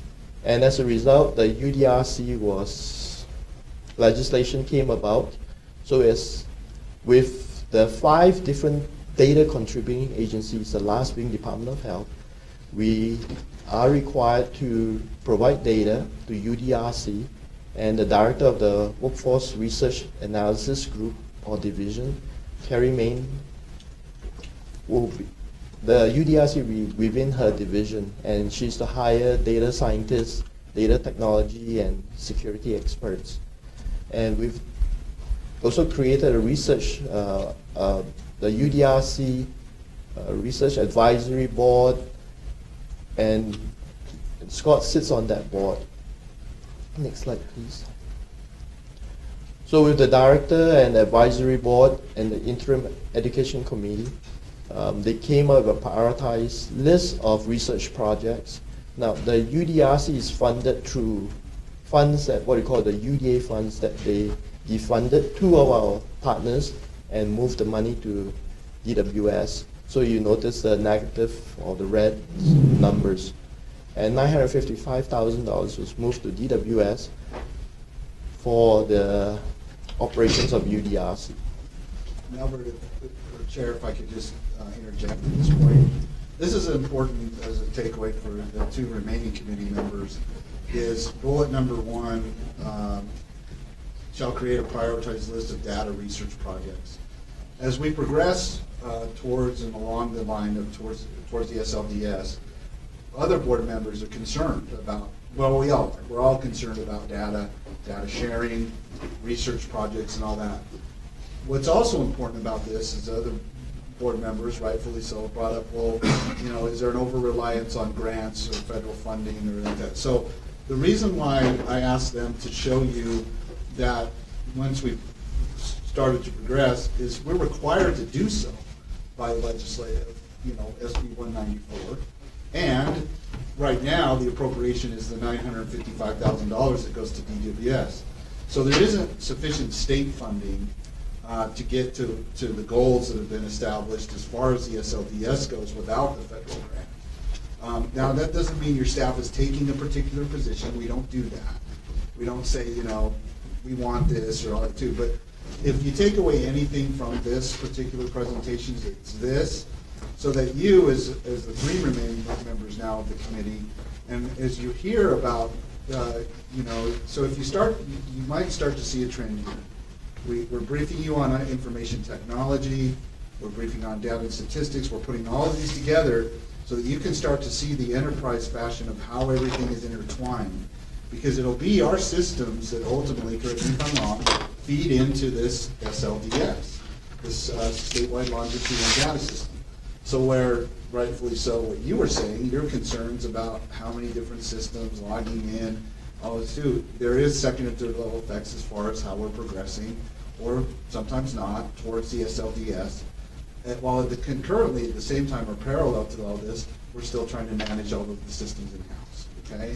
So, this is why I wanted to slow it down at this point and just make sure you have at least this context. Can I? So I look at this first slide, no, the second slide, and I see UTREX. Now, as a person who deals with all the data in our schools, this was a huge undertaking to move over to UTREX, and it was a really big deal for every district to change over to the system. And I feel like as we sit here and we talk about these things, I see the end line of this in the schools. And this was no easy task for every district to come on board. But I'm going to tell you that as a teacher who has to use these tools, this has made a huge difference in our life. It's been amazing. our kids can move from school to school and we have their records immediately. It makes everything in our lives that much easier. When our kids are testing, the kid moves from one school and the very next day he can log into his test at the next school 100 miles away. I mean, it's amazing. When I look to see that the UETN pulled out of that, and then I see this SB 194, I worry that as we are moving down the road, we're veering left and right at these rapid speeds when we have these things happen. So how did UETN pulling out of this consortium, did that negatively impact the trajectory of our path? Because it seems like a really big entity to take out of this. And with that, the manpower that was taken out and left with us. I mean, am I wrong when I say this? So if I can answer it. Yeah. Because of these changes, obviously, there was a huge delay in progress. In the original scope and trajectory, if you will, with the UDA, the original concept, and that was housed up at UETN. And so, and then we've just paralleled that with, there's requirements on the grant now, because it's a 4-year grant, there's certain things that have to be completed by certain dates. Simply what happened was, the federal government was looking at this, and Utah became, we were flagged as we're in risk a high risk of not completing the requirements agreed to with the grant. And so part of the presentation is coming back to you saying, this is where we're at in moving forward. So there was a substantial delay in this change because of this veering, if you will, of the bus. And again, that's why we're presenting this is exactly where we're at. These are the things that we're worried about, and these are the things that we're moving forward on. And then just to move these two entities into DWS, I mean, that is a large undertaking to just change all of these people in the middle of a project. Yeah, this is funding. Okay. Not the people. Not the people at all. All right. Okay, thank you. Now, one of the reasons why UETN had to pull out was because DWS being a executive agency, they needed their IT services is to be provided by DTS. And UETN is not the official IT provider for executive, but more for education institutions. As a result, they voluntarily pulled out of our consortium or partnerships. And so it does impose a challenge to all of us. Next slide, Scott. Well, with the data systems now being put or placed within the DWS, and system enhancement that we had been working up to at that point, we had to stop all our development and everything. And actually we had to pull out and move everything to DWS, since they will be housing the system. Now, so currently right now they are working on building a new system in replace of the one that we had. And it's still in progress. I'll explain the progress a little bit. Now, with the UETN being pulled out, we have to do a lot of the transfer of documentation, the specifications and things like that. And I had to amend the IAA, the interagency agreement, so that the funds that was going towards UETN for the maintenance development of the systems and everything now moved to DWS. Next. With the project governance, Scott is our representative here for USB. I work as a project director. Melissa, she helps as the project assistant. And I work with the representative from each of the specific agency to work on towards the project, so that we can complete all the tasks that we have wanted, or we told the U.S. Department of Education that we will complete. Next slide, please. So this is a challenge we face. The approval delays that we gotten to beginning with, and then the interagency agreements. Instead of using the C20s, we have to use interagency agreements. And then with the SB 195, it causes more delay because we have to stop everything, pull up routes, and start all over at another agency. So right now, we don't have a data set.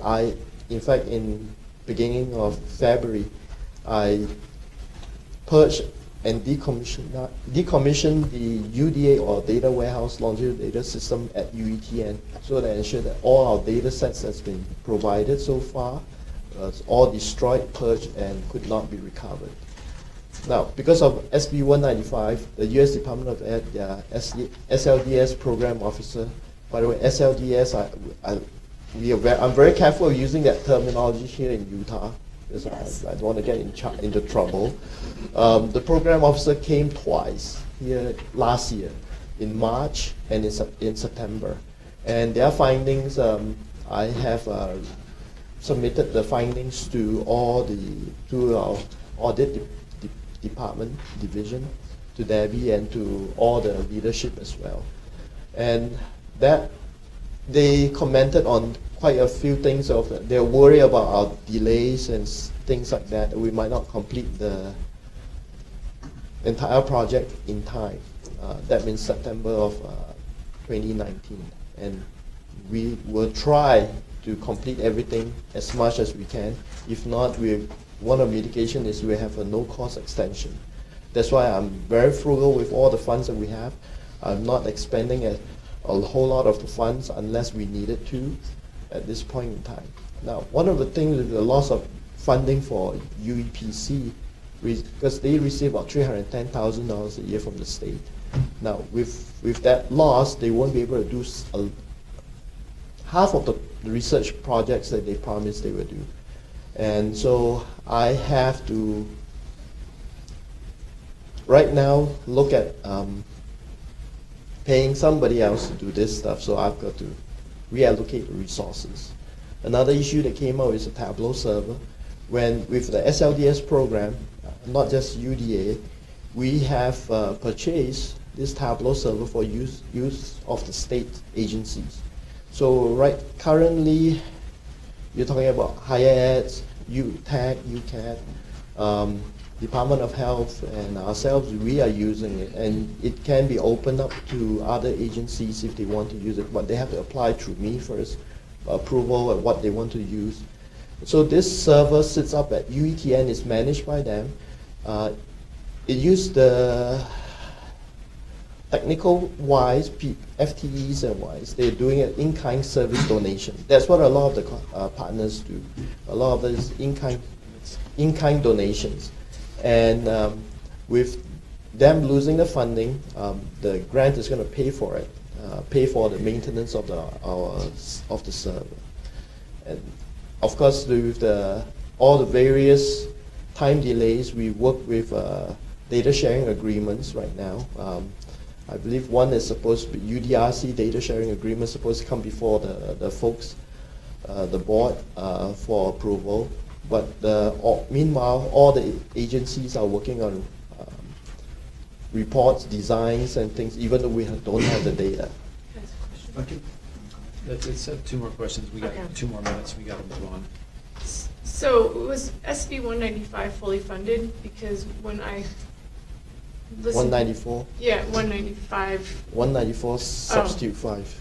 Was that fully funded, or did it cause us to put funds in that we didn't have? And then my other question is, the MOUs, how many MOUs do we have, and how is this impeding our moving forward? And as a board, can we be more understanding of our MOUs to make your job easier? Because... Go ahead. Yeah, let me tackle that one. Okay.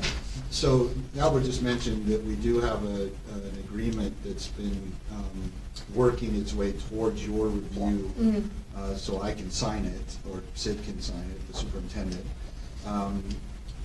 Whenever you involve multiple agencies, as we are part of the UDRC, we always make sure that we follow the process and do our due diligence. We have our attorneys, and David Thomas has been the last one to provide input on the agreement. We're anticipating that we'll have the agreement solidified to where all of the agencies will sign it. Well, you'll have the chance to review it at the May meeting. So to your question on how can we, it is what it is. This is required. Yeah. You know, the statewide longitudinal data system is required.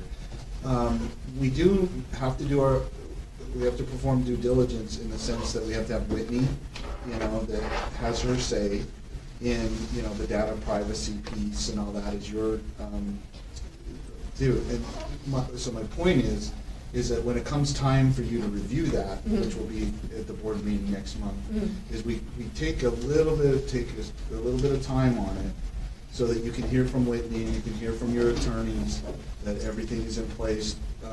Because there is still so much concern about the fact that there's all this data flying back and forth. But we're safeguarding it, we're making sure that the data elements are protected. You know, there's disaggregation, there's all these types of things too on that. Well, I'm kind of not really thinking about the data, I'm just thinking about the money behind. Right. With the MOUs, so when we have an MOU, do we make sure that they have put in all the legwork technically before we have to put the legwork in technically? Because we look at the MOU and we're like, oh yeah, that sounds like a great idea, but then when we're giving it, we're like, our IT department's up in the night trying to make these two systems talk to each other, you know? And then with SB 194, it's like, it's great to have this system that we're talking about, but when we went on board with this, do we understand the undertaking and how it was going to jeopardize another grant? So when I look at this, I'm like, I mean, GWS not wanting to house a server is crazy to me too. I mean, I'm like, wow, this is a lot for our IT part. I mean, it's a lot. And everything runs on this. And I'm just like, wow. If I may, there was some state funding Uh-huh. associated with the Utah Data Alliance, which Uh-huh. was repurposed Okay. in SB 194. And so that funding was just, the reallocation and the changing was a part of that. So the initial funds was there. It wasn't a lot, but it was repurposed to the appropriate agencies. And what are we going to do with the server? I mean, It's a fun question. that's a big deal. Do. Okay. And that is where, as you know, my position on this, I need to address that. Because I've told both Jared and Aaron, my concern is if you'll know, and this is why it's in here, is the SLDS grant pays for that server currently. So then what's the long-term sustainment of having that server, right? Which is what you're getting at, that we still need to work out. And I would also say, or I do sense that Jared's concern from his position is just that, is the additional or potential impact that could occur later on if we don't, you know, anticipate way in advance of, you know, how do we continue to fund that server, and, you know, would he have to just inherit it or, you know, do all those types of things, which is what is part of this all integration of why we put particular agenda items in front of you, so you can get the IT perspective and all this too, and when we have this come forward to you as well. Because my concern is, and the question I've asked, which I think they've done pretty good at answering for me, is, are we duplicating here? I mean, you know, why should we invest money in a Tableau server when there might be another program or software that's already been added, you know, like school level reporting, dashboards, different things like that. You know, there's all these other different reporting tools that we're using in the other sections, and what burden does that put on our IT staff to, well, or if they had one, if we just use just Tableau for all of our dashboards, or all of our reporting, wouldn't that be nice, you know? So these are the things, you're spot on, man, that we're trying to look at. Reduce redundancy, ensure that we have sustainment funding or, you know, programs in place, not just in the near, but in the long term as well. Because when Utrex goes down, it's huge, and it hasn't really gone down, but if there's a blip or a slowdown in the system, I'm getting like calls nonstop, and I'm just in 2 schools. So, I mean, this is, I mean, when you say these things to me, I'm like, what? This is crazy. So, I don't want you, SBE, to inherit a server that they're gonna have to maintain, and, I mean. This Tableau server is maintained by UETN currently, and they are doing this out of the goodness of their heart. Ray Timothy and his team has been doing that, and that's what they have been doing for the education community. Well, when funding runs out, is the goodness of the heart gonna run? I mean, I'm just like, wow, this is really shocking to me. So, thank you for this presentation. We've got to move on. Yeah, Thank so, you. yeah, it's complete, sir. We've lost our break. my bad, so. I'm sorry. Thank you. Sorry. 1.7. I'm very engaged, I'm sorry. Yes. Let's move very So quickly. both we can probably knock out 1.7 and 1.8 both very quickly. Let me just get Let's see. reoriented on board talks here, if that's okay.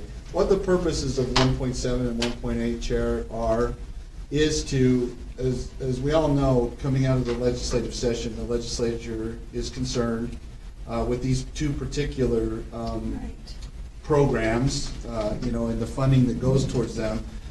And essentially what they're concerned about is feedback that they're getting from the field, which is great. And the field's concerns or LEA's concerns about, questions. Are we distributing the full amount of the money, say for NES? Are we all agreeing on what allowable costs or approved costs are being used as part of the formula for the to-from calculation for transportation funding? So what we wanted to do is just make sure that you were aware, these are just informational items, is that by way of the legislative concerns, and most recently our Superintendent Dixon, myself and Angie attended the USSA meeting, the Superintendent's Association meeting down in St. George. I can't even remember what I did yesterday, like a week ago, I think. And we presented these two presentations that you do see in the board backups, just to ensure that, because as I stated earlier, we really feel confident and good about the fact that we do our level best here at this level to get feedback or input, or that we're inclusive of the stakeholders, which are your LEAs, your districts, your regional service centers. And these are two very, education as a whole, public education as a whole is a hot topic. These are two hot topics within public education overall. So going down to, first and foremost, the NES agenda item.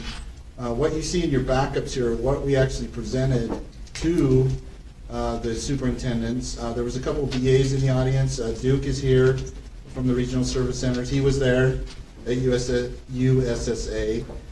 So I'll just pull this presentation up real quick. And Terry, yes, Superintendent Shoemaker was there as well. And what we're going to move forward with in that inclusive nature is to answer or get to terms as far as the concerns that we have at our level on the regression formula, the eligibility criteria regarding travel, and the eligibility criteria under the maximum consolidation element. And this is our recommendation, that we will organize a work group comprised of subject matter experts in NES, business administrators, and superintendents, and or your selections or your input. If you do want board members to participate, that's fine, we can entertain that. Or even if they don't participate, we'll always make sure they're aware of when these meetings will take place, so that they can sit on them, especially board members that have NES school or, It's just to sit in and just right, listen. just to listen, whatever, but we'll periodically update you and report on our progress here. Now, I do want to say that one particular BA brought up, he said, well, I thought we had this pretty much all done. So then my response was, okay, well then let's start there. Let's just meet first of all and see where we were at when the last meeting occurred and how we're going to progress from there. So at this point, Chair, if you'd like to see if there's any public comment to either NES or the to from, can we invite those individuals up here? Because I'll say on the to from presentation, same kind of concept as well, where there's particular requirements that we know during the interim period, at least once, probably in the October and November timeframe, we are going to be tasked by Public Education Appropriations to come back and brief them on have we come to terms on what costs are being placed into the to-from transportation formula, so that there's uniform agreement on each individual LEA's percentage of dollars or state dollars that are going towards what's in code as the 85%. So I'll just pull this up real quick for your view. I know it's in board docs. It's the presentation again, both NES and pupil transportation that we covered at the USSA, and we're very optimistic about, again, a work group established. First of all, we established how are we measuring the 85%, And we tried to capture what we believe is the LEA perspective, but then also provide our perspective up here of the state. That's what you're seeing there, and that, you know, there's some conflicts there potentially, or some differences on that. And then how we should collectively or uniformly measure the 85% with particular emphasis of this work group trying to get to the 5 questions or concerns that you see at the bottom there. So we believe we have a fairly good charter or agenda, if you will, you know, to plot the course for that. What's most important from your vantage point as governorship and supervision of public education systems, and then also Superintendent Dixon's requirement of that, again, inclusiveness. I know I've said that several times. So that whoever we bring together will, you know, come to terms on these particular questions or concerns related to the 2 programs. Okay. So at this point, with both agenda items, I know I'm kind of compacting in one, I apologize, but if you want to get through both of them at the same time, I'd ask that you open it up to any public comment on where we're headed together. So. Terry, would you like to come forward? Anyone else? Blaine, next. Why don't all 3 of you come in the interest of time? I'll just say, I really hope that we can get a formula that's as simple as possible and prevents gaming as much as possible. Because I don't think individual LEAs are evil for quote-unquote gaming the system. That's what we're supposed to do, but we're supposed to set the rules to prevent that. Okay, why don't we start with Terry and we'll go this way. And then one of these 2, if they could Oh, also. yeah. Sure. Okay, thank you. Come up now. Come up. Yeah, hold on. Oh, Or both. If you guys want to switch. Okay, so first, I'm just here to say that I could concur with what Deputy Jones has said needs to occur for both things, the NEST formula as well as the transportation formula. It was very clear that the legislature wants to see these things clarified, particularly the Education Appropriations Committee. At the same time, they gave increases in both of these programs. That was their confidence, I believe, that we could sit down together and work these things through. So the goal is to make sure that the ambiguities that appear to exist in both programs get eliminated, and we're very clear about what is funded and what is not funded in both cases. So I want you to understand that we're solidly behind that goal. We want to be part of the conversation. The BAs clearly need to be part of that conversation. Transportation directors and the transportation side need to be part of that. Scott and I have talked about possible people to participate in that, but all I wanted to say is that this is an important conversation to finish the loop with the Education Appropriations Committee, who opened the doors for us to continue the conversation. That's my feedback. And I would echo the same State set. your name and just your position for each of you. Jay Blaine, Director of Policy and Research with the Utah Education Association. And I would echo some of the same comments, but adding, especially with the necessarily existent small schools formulas, there's been a lot of, I don't know how to exactly say it, but lack of understanding, a lack of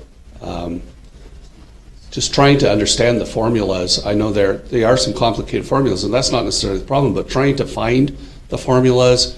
You read through statute, you read through code, you read through rule, and it's not necessarily the fault of anybody, but just through the process over the years, you can't find them. You look for the references and you look through, the code references something or the rule references something, and they're just not there. And I think this is a very good idea to go through and look at them, clean them up, so that there is transparency for everybody involved. And you can, because I think one thing that we find from the legislature on down through everybody, they want to know where does the money go, how much goes to which place, and you can track it all the way through the system. And I think in the case of NEST, that's very difficult right now. And that's referenced in the slide that you showed, that it's very hard to track the factors. if you want to know how much NEST money goes to one school, it's really difficult right now. Or you can find the amount that goes to a district, and I think there's frustrations in all levels of the system, mainly for this and the factors, and that was indicated in the slide that was presented there. And we'd be very interested in working together to eliminate some of the confusion and just with this system and making sure that the funds are going to the right places to meet the needs of the students in these schools. Thank you. Good morning. My name is Todd Haber. I'm the business administrator for Park City School District and representing UASBO this morning. Appreciate the opportunity to see these committees being put together for both transportation and NEST. I just want to take a second and talk about transportation. During the legislative session, I was asked a lot of questions with regards to what is the data point that represents to and from pupil transportation only, not total transportation costs, but just to and from, because that's what the statutory language is centered on. And as I look at the 5 questions, I would suggest that the 4th question might need to be modified a little bit, or at least answer that question plus one more, which is what is the purpose in reporting on the AFR and on the APR? As business administrators, we capture total costs in both of those reports, but the question seems to be more along the lines of what is to and from transportation costs. And if there isn't a single data point to point to and say that's the cost, whether it's eligible, ineligible, those things need to be worked out as well. But when we do our reporting, if we're given that report in a number that's total cost for transportation and not just to and from, we get lost and we get confused. And I think that may be at the root of some of the confusion as to whether we're at 85% or not. It depends on how you grab a number and then apply it to the question at hand.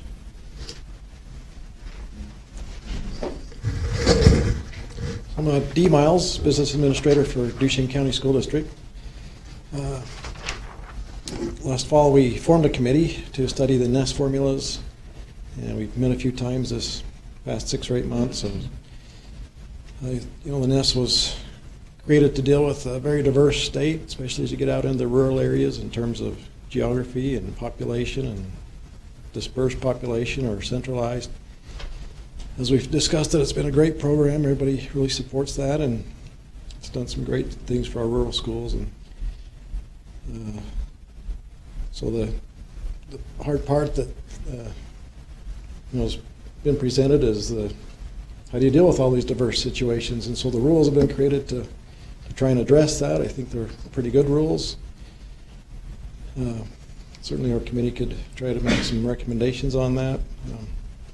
I think the formulas also need to be studied a little more to see if there's some disparity among the formulas. We could make some recommendations there as well.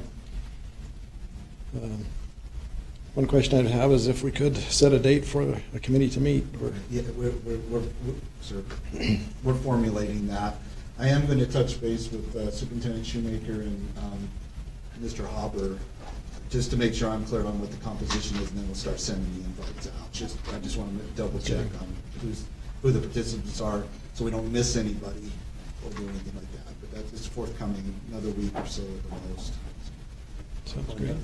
My concern with NEST is that it seems to be, and I have lots of rural schools, the formula needs to be redone because we don't have a formula. We just have the regression tables, right? And we haven't been able to go back and recreate that formula as it was 15 years ago when the tables were started.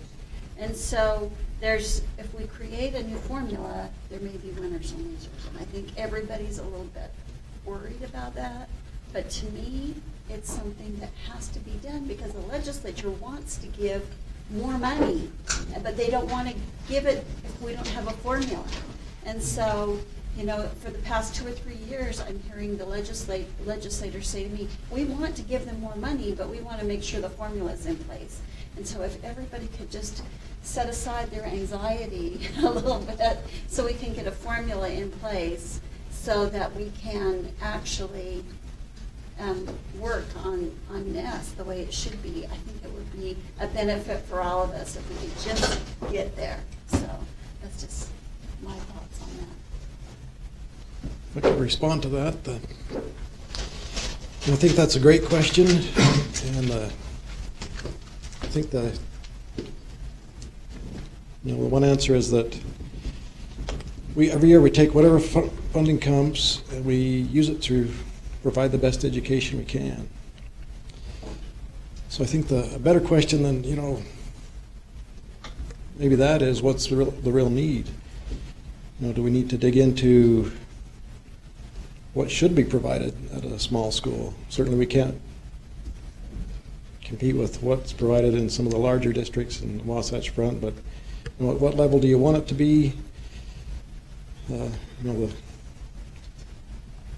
funding does provide what it can provide, and so if we do that, the better question is, where should we be, and then look at how the formula should kick in to try and provide that. Sir, there's no other, Yeah, just one more. Yeah, so Duke Mossman, Director in UES, the Regional Service Center in Heber. Back in June, we were attending this committee. Board Member Huntsman asked us to kind of coordinate an effort with NEST to put a group together and study it. And so we did, and we started meeting in actually July and had about 3 or 4 meetings with a group of 9 business administration across the state. And so we have this group, and we met again just recently, and I think they're meeting again also coming up on Monday. So we have this group. We're looking forward to this discussion, working with folks here at USBE, with the addition of a couple of superintendents also from USSA. I think we can move this along. And I think the group that we've been working for is very supportive of this effort to look at the formula and to see what tweaks need to be made, because I think the formula was built on the costs of educating students 15 or 20 years ago, whenever it was, and that probably needs to be updated, as Dee mentioned, to find out what the actual needs of those small schools really are, to determine, if the big thing we need to really determine is NEST. Are we getting enough NEST funding now or not? And I think that we need to kind of determine, so that we have a strong basis to go to the legislature if there are additional needs, to ask for more funding. So yeah, we very much so appreciate this effort and look forward to pulling this group together. So I remember in June when Chair Huntsman asked you to get together and work on that, and I'm really excited that you guys have come up with something that you guys find workable, because I think that would make it a lot easier for us to move it forward. As Board Member Hanson mentioned, that there may be more funding available if we have a workable model. So I think it's really imperative that we start moving forward on this, so that we have a better formula for next legislative session, and we can really get the money, all the money we could possibly get for your schools. So thank you for your work on that, and I would love to support you in any way I can. Thank you. I have confidence you guys can do it. So we'll wait to hear from Scott. Make it so. Thank Yes. you. Moving on. Okay. Down to 1.9. Would you want me to? Okay, so, yes, sir, 1.9, we respectfully, the USB staff respectfully request to table this particular agenda item and move it to the May Finance Committee meeting. We do have to do some additional work on the AUP report, so we can come back to you with a better agenda item in May. Are you okay for that, sir? Yeah. Okay. 1.10, the staff respectfully requests that we also table this particular agenda item and move it to the May meeting. Natalie, who has, her father went into the hospital over the weekend for a liver transplant, so that's why she's not with us here. She's doing great. But this is something that I prefer she have some additional time to work with Kairos on, and then come back to you in May on a particular process or action that we'll need to write off the loan balance, but she needs some more time. And we actually need to inform and more or less task the school or the individuals we're still in contact from the school to provide additional information and to take further action before we feel good about coming to you with the requirement or request to write off the loan balance amount, which is to make sure that we're clear, crystal clear, on what the remaining balances were at the time of the closure and all that. So we would respectfully request one more month and that we go ahead and move that agenda item to the main meeting. Okay, given it's on here, let's just discuss, I have a few questions briefly. It would seem, prudent, essentially, it's like a bankruptcy of a corporation. You'd appoint an independent bankruptcy trustee who would kind of take control of all the finances and would approve all payments going forward. And it might even be, like 70 cents on the dollar, 30 cents on the dollar. And if people are unhappy with that, then they can file a petition for bankruptcy or something other than that. I mean, with Kairos, are we seeing more obligations than, here's my concern. Like, we have a revolving loan balance. We represent the state. Are other creditors of Kairos getting paid 100 cents on the dollar, and then our revolving loan balance is getting paid 50 cents on the dollar? So my understanding is there have been some creditors that have called or contacted. So that's part of this process and why we need the additional time, so that we can come back and make sure we're crystal clear on where the funding went. I would say yes, that there was other debts that were satisfied ahead of this, but I need to defer to Natalie for the further analysis on that. Is that fair, Jamie? Okay, because that's a I'll little take that bit- as an information item and come specifically back with it Yeah. as an answer to your question on how they liquidated their assets, like where the debt went to. And our bigger concern is the use of restricted money. Yeah. Like state special ed funds towards, payment of debts or, the last few months of salaries or things like that, where there's quite a bit of, I've studied quite a bit of closure activity in like other states such as Indiana.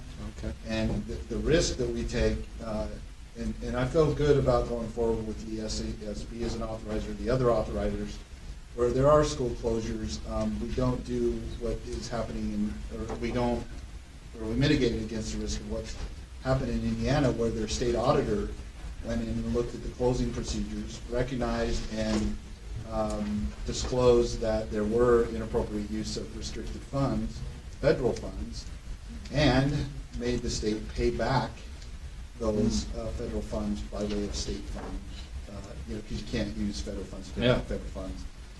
We're very concerned about that. So let us have the opportunity to get more data, more information on the closure activities specifically, what bank account balances were left, where, the liquidation processes took place, what was paid, and what sources of money were used for this, if possible. We also have to recognize that the point that closure was imminent or took place, there could have been, I'm not accusing anyone of anything or doing that, but there could have been activities that we just weren't in, we just don't have the capacity to monitor, we're not in the same financial system, so then, there could be significant risk that despite our additional efforts between now and the next meeting, that there's still some areas that are still in fog on that too. Can you say something quick? And then what I would kind of like to see, and tell me if this is at all feasible, is the moment we declare they're dead, we take control of everything, essentially, all their finances. And I hope it doesn't, create a, all the rats jumping off the ship kind of thing. But that we then say, okay, here's a 3-month window. All creditors, anyone with a claim who thinks they should be paid, bring it to us now. And maybe we'll have to make some, for salary and some other things, just, for a week or two. But everyone bring us their claims for 3 months, and then line it up with all the existing assets, the federal, and then bring it even to the state school board and say, here is all the claims we have. These people are getting paid 70 cents on the dollar, maybe across the board, or a little bit of a waterfall. This one's a secured claim. And then, boom, I think then we approve an execution plan. And that's kind of it. And we basically tell people, we put out notice, you had 3 months. If you want to appeal it to a bankruptcy court, go ahead.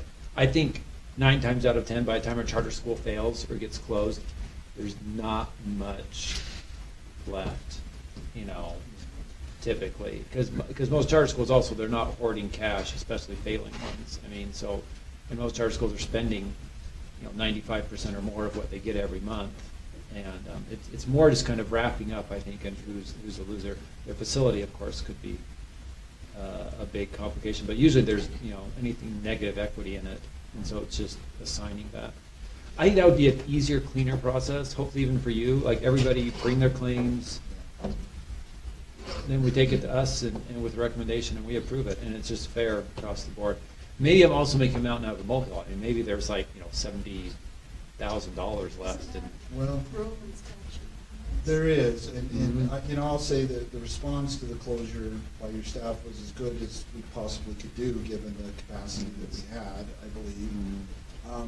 And I would also add to the chair's comments that each one of these school closures that I've seen since I've been here, there's actually some unique parts and pieces to this. So, for example, Kairos had a daycare center or activity that was going on that we have to make sure that we, ensure that there was that separation on that. And that's another concern. There's also going to your point about, earlier you said, it's much like a bankruptcy. Well, I'm not really sure, and, I'm glad David Thomas is here because I'm going to try to see if I can get you to tell him to do some more work on this, but because I love our AAGs, so I do. I really love them. I do. I'm not sure if legally I, like you, as an employee of your board, I can go in and say put my name on your account. As a, what is that called when it goes into bankruptcy? And a trustee. A trustee. Can you give me the authority, or not forget about Scott, forget about just your staff, or could we legally establish an outside, external from the board and from the school, a trustee, so that we could incorporate all that. So he may want to come up and comment on that now. You think? But I don't know if in the interest of time, you want to defer and we come back to this next month and we make that part of it. Yeah, let's make it part of next Okay. month so you can think about it more. But I'm guessing the legislature would be open, because this is kind of unplowed ground, and we're finding new things.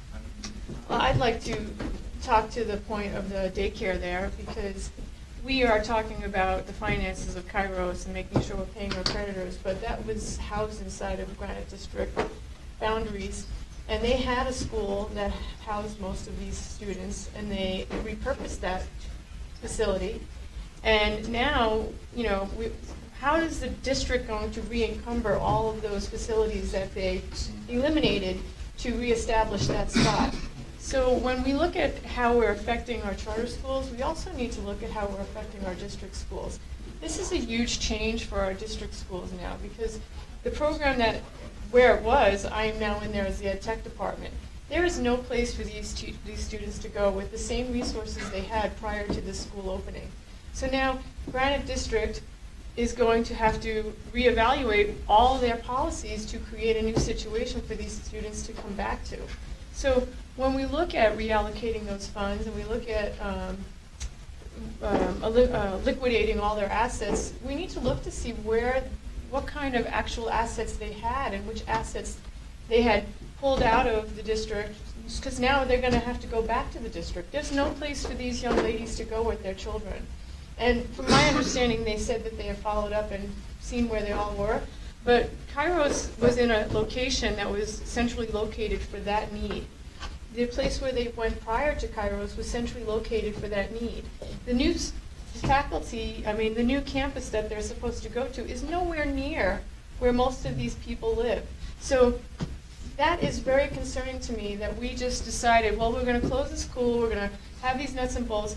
Well, the financial aspect of this should be meeting also the emotional financial drain of these students. We just lost 33 kids and their children to a system that is looking at numbers and dollars. And so I would like to see that Granite is given some extra money or something to recreate this campus that they had for these students, because we don't have it available in the same spot that it used to be in. So, it's not just paying the bills, it's also looking at the emotional toll. We're really in this for the students, and that's a generation of students that really are struggling now. So I find this very upsetting, this Kairos closing, and how I don't really know what's gonna happen to these young ladies with their children. I worked a lot with the Young Parent Program at Granite before it became Kairos, and so when Kairos closed, a lot of those kids went to Kairos, and so I was tracking them a little bit. So when it closed, I did call Granite, and we did coordinate a little bit about making sure that the girls were somewhere, and they do feel like they've been placed in appropriate settings, and that they followed up on them. But It was a very unique campus, made Yes. for them Yes, specifically, I with know a it was- playground and extra Yes. bathrooms, and we really catered to them. And then when that niche was filled by It a was- charter school, which is nice, It that is charter schools. different, it is so- a different location. It's an east side location as Yep. opposed to a It's a not a west good- side location. it's not a so good it's, and so, but I don't know that Granite is wanting to reopen because it was a challenge at the time. So I don't know that they want to reopen and have another school that just caters to that population. So, it's kind of up to them how they're going to handle it, which I'm with you, it was sad to me too, because I was really worried about those girls and their kids, because when you lose the parents, you lose the kids as well. This is a great conversation. Let's have it next month. I also Spencer's think. here to do next month. Do you need me to do the pledge? No, motion to adjourn, that's what we need No, to do. we have one Okay. more item. But in other states, if a charter school's hit, like in Texas, it's my understanding, if a certain amount of one of 15 different variables, they are measured differently and held to a different standard. In Utah, I feel like it's a one-size-fits-all kind of grading standard, and it creates dysfunctional results that no one really understands. I mean, like Lone Peak High School, for example, my district gets a D.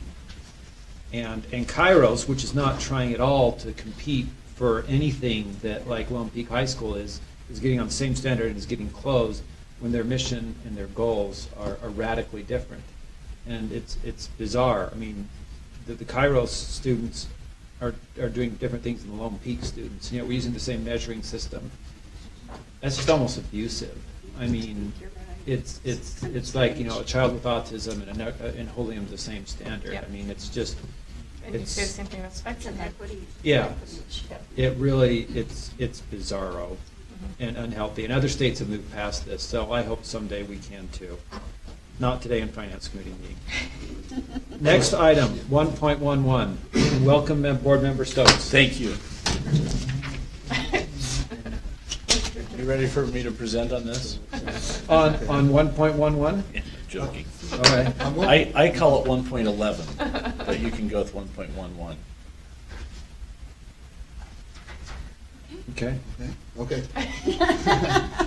This is an agenda item by process or by rule that we need to bring to your attention. We do it by way of Finance Committee. When we have a particular LEA that is non-compliant with the single audit of a charter school in this case. The charter school is Ascend Academy.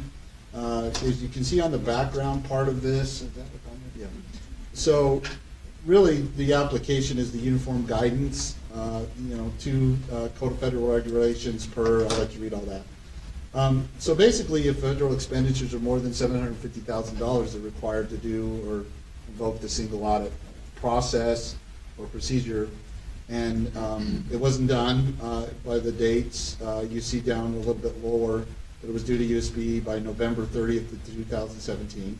So we report this to you. In the interim time of between the posting of this particular agenda item and my briefing you on this today, my understanding is that our staff are fully engaged with representation from, here's the update right there. So I'll take credit for this, Jamie, thanks.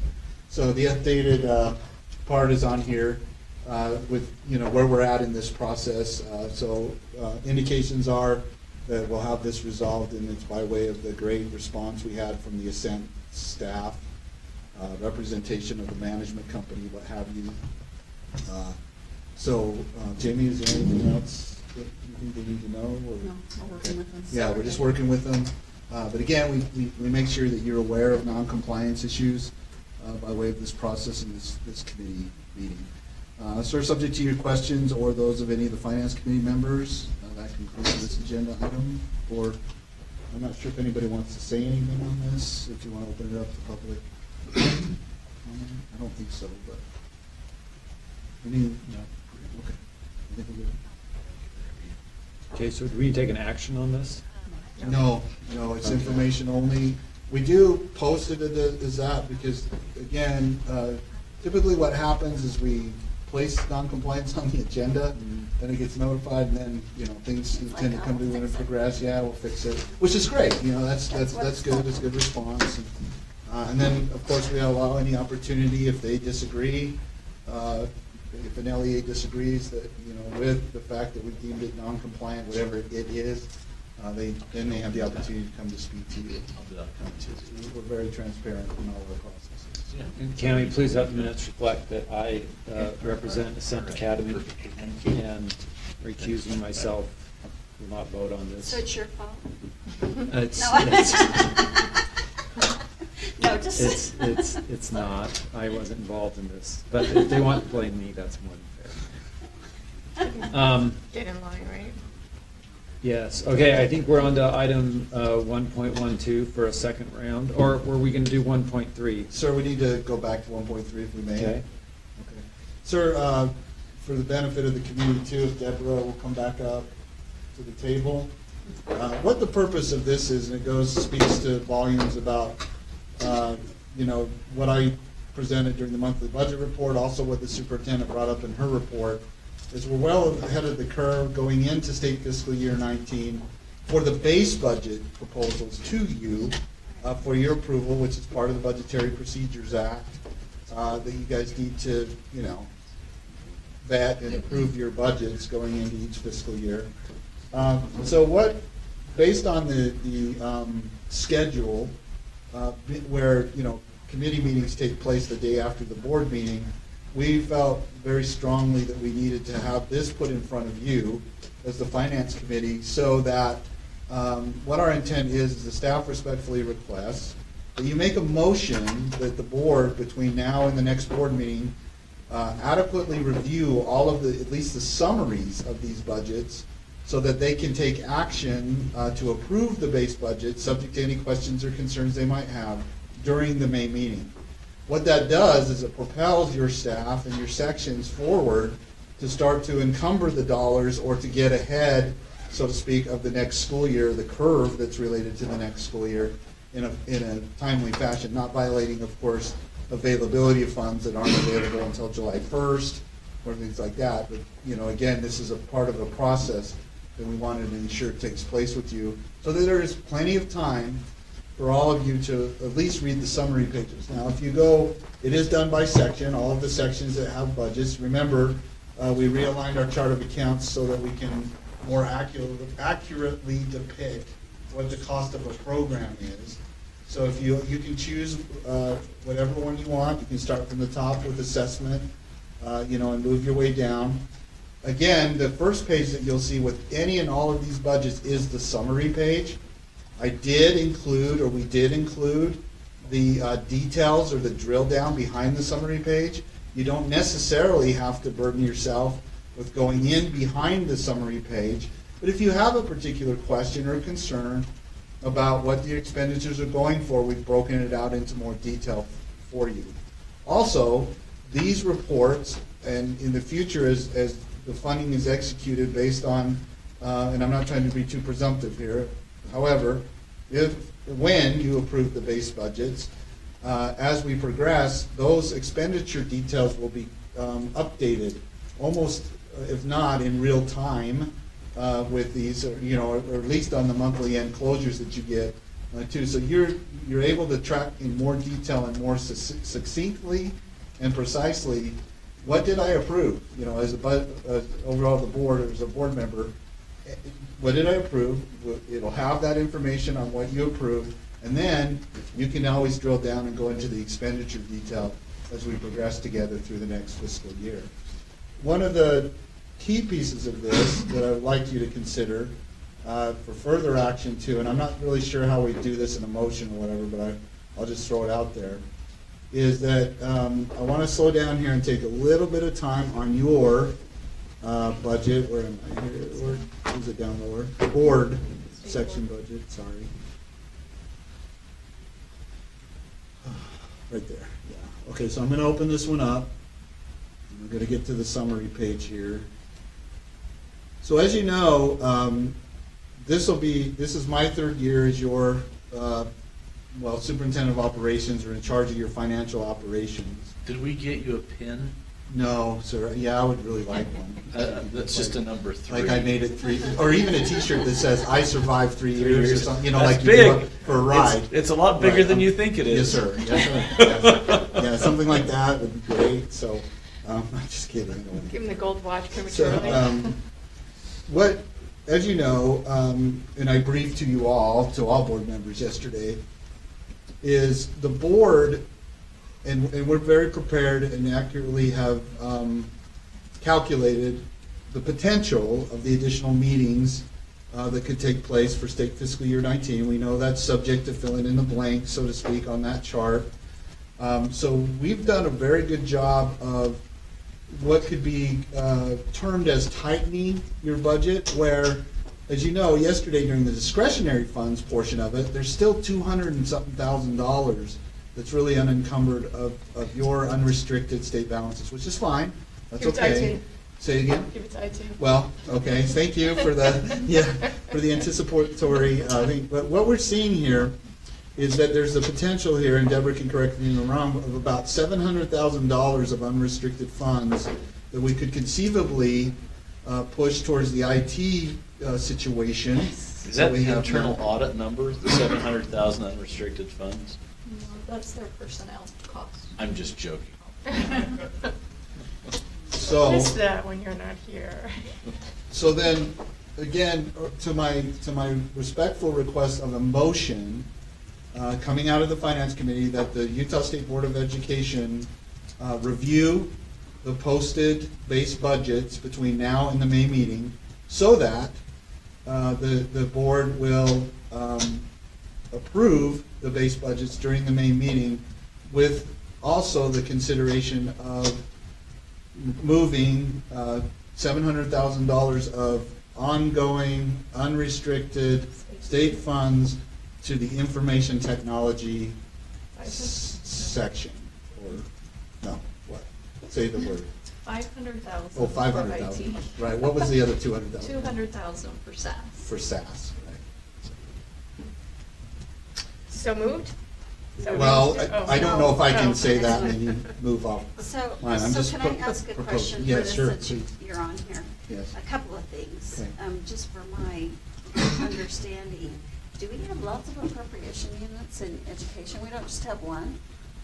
Units, yeah, go ahead. Yes. Yeah. We do. Yes, we do. We have several line items, and within those line items, there are several appropriation units. Wow, that's kind of crazy. Sorry.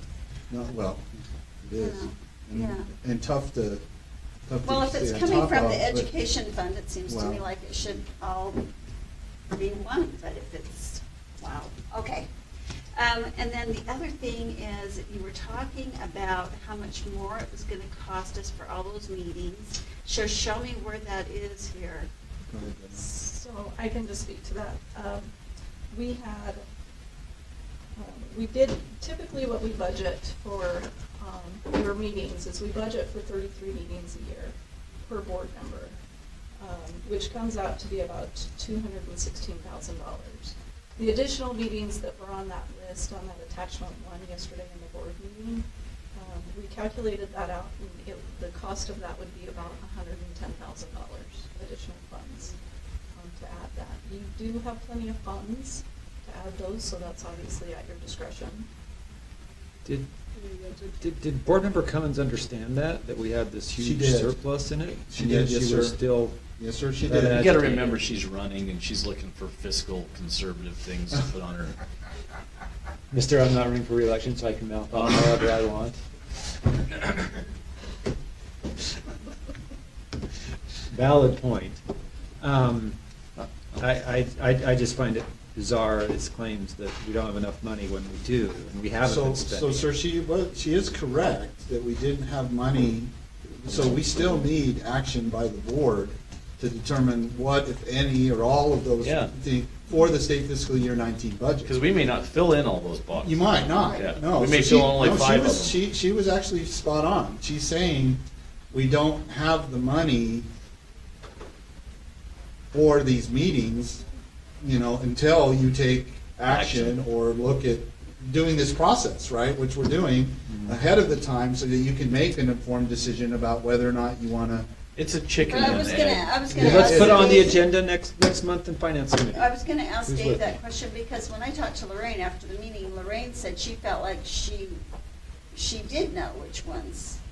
That we were just Oh, gonna use I that don't list know and that they were all gonna be paid, but is that, but she said she was gonna talk to you. and Dave, that's you need to why- come up if you're going to That's speak. why I was please. asking, Sorry, because, Chair. I'm wondering if we need to go ahead, if that was the board action, if we need to go ahead and appropriate the funds, or if it's just done, or what. No, that's the thing that got a little bit muddled yesterday, is that list, she was frustrated because she put on, and what seemed to have caused some consternation is the first 3 on that list were ones that were, by statute, we could not pay. Mhm. But she wanted to, as a matter of completeness, is to say, here are all the approved committees and meetings that you're approved for. Mhm. That was supposed to take that out of the group, but all the rest of them had been approved for financing and to receive compensation. What I talked with her today is what we'll do is we'll go in and, because those boxes were empty, we'll just go back through and put yes in. Mhm. So. Okay, so, but it was but we assumed- don't need any more board action on it. Now, it was assumed that those were going to be yes anyway. The board action that needs to be taken is to make sure the board does understand that those are all the approved ones.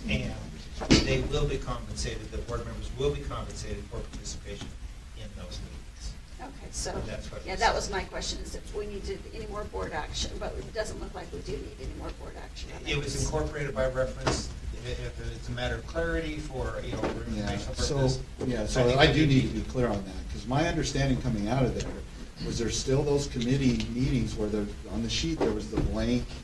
So what you're saying is. The blank was supposed to mean they were supposed to be included in the compensation. But as a matter of clarity, we'll go through and we'll fill that out to make sure that it says yes on each one of those. And then that's the list, that's the approved list for those that will receive compensation. Okay, because I would think, though, that some board members might be concerned of the opposite, where they were thinking maybe along the lines I am, is that until they see that filled in, those aren't necessarily approved to put the $110,000 to. But if you're saying here that the understanding of the motions that took place were that now the staff can go in and fill those in and then do that, I guess that's where I guess I'm. Afterwards, Let me back take a step back and say, to the extent that there's any confusion, sure. Let's make sure that the board is very clear that was it. But what I wanted to convey here was, in the preparation of that document, it was assumed that all of those were approved and that they would receive compensation. So if I may, there's Chair, confusion, I'm sorry. if I may, Chair, this is what's great about this process, and then we're not in a rush, because we have some time. That's why we try to do this as early as we are and as precisely as we are. I know there's still some questions out there, so that you guys don't feel rushed, that you still have May, and then even then, if there's still some concerns, you still have June, because the first of the fiscal year doesn't start until July 1st. So, we're just really trying not to stress you out too bad. I mean, there's something for you to do. So my question is that we also thought of creating a situation where you weren't given the whole $273. I've spoke to numerous board members, and I mean, we're all not here about the money. I mean, I'm not cashing big checks from the Utah State Department of Education, but in the same regard, when we are not compensating staff members to go to these meetings, it's creating a situation that if you are leaving your job, you are creating like this exclusionary group that actually can go to these meetings, and it's creating a situation where everybody is not willing to participate. I think I'm on like 5 committees, and I don't get paid for all of them, but because I live close and I think that education is important, I come to them. But when I do come to them, I leave my job that's paying me to get not paid. So we are creating a situation where, anybody else that is not in a financial situation to not get paid, now all of a sudden we are creating no one is going to show up to these things. So we want to be aware of the fact that, all of our time is worth money. And we all work really hard to be the best board member we can, but as we move down this road and we are increasingly putting things during the daytime, which is also a problem for us because our constituents can't be here, they would have to leave their jobs to come to be at these meetings. We need to recognize that. If that's the area that we want to go into when we're doing these things during the day in our working hours, then we need to recognize the fact that these have financial implications. Because when I ran for this position, this meeting happened in the evening, and that was fine with me. And now it's during the day, and that's now instead of one day a month, I'm missing 2 days a month, and then I go to committee meetings and I'm missing another day of work. And I'm not compensated my same salary, but if we want to move in that direction, we should recognize the fact that many people on this position have jobs, and because of our experience at our jobs, that makes us a valid, important person on these committees, just as much as anybody else. But we also decided that we would maybe come up with tiers of payment, not just the full amount, because sometimes just an hour, and sometimes it's a whole day. And I mean, I was part of the Eliminating Barriers meeting, and that was, sometimes an hour, and I got paid $273, and then I'd go to the STEM Action Center that wasn't paid, and I'd be there half the day. And there just needs to be some continuity to that, to me. Jill, can I I ask think a so. Yeah. And maybe this will help with, because I'm a little fuzzy and just on the general finances. So it passed yesterday. Mhm. Is it not going to go into effect until the next fiscal year? Or is it in effect now? So funding-wise, you have funding that so it's okay for now? we can support Yeah, it okay. now. I think that's where the staff needs just a little more clarification on exactly what did pass yesterday. Did it pass that, we're to budget, as if you're going to attend all the meetings starting this fiscal year, or, does Deborah just put the 110,000 towards the funding too? And, if we can, it's only 3 more weeks till the next meeting. So, if we can just clarify that, if you want to clarify it here today with I the think chair it might be present good or for us whatever, to then, clarify that's what why we're we do want to put all these in front of you, because we don't want you to feel, we need these types of clarifications. We can do all that too, But do we need a legislative change or a statute change for us to have a part meeting salary? No. Okay. No. But you do have to, you'll have to double the compensation for Lorraine, because it'll drive her crazy.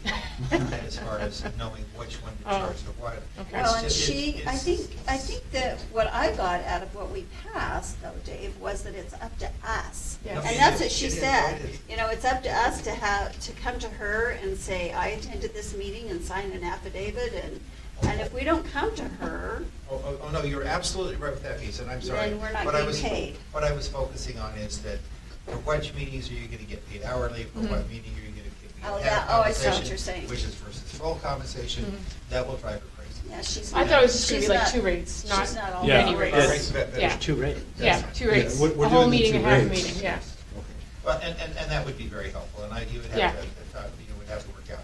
Lorraine and I have already talked about what mechanism would be put in place to address maybe your concern, is to have what documentation would be necessary for an audit purpose, if anybody's coming back and auditing, determine whether or not there is necessary documentation to demonstrate that they did attend and therefore were entitled to the compensation. We'll put together a PDF, electric signature. We'll try to make it as slick and as easy as possible. I just think we need to be clear, because I've got meetings next week, you've got meetings next week. How is all of this going to work?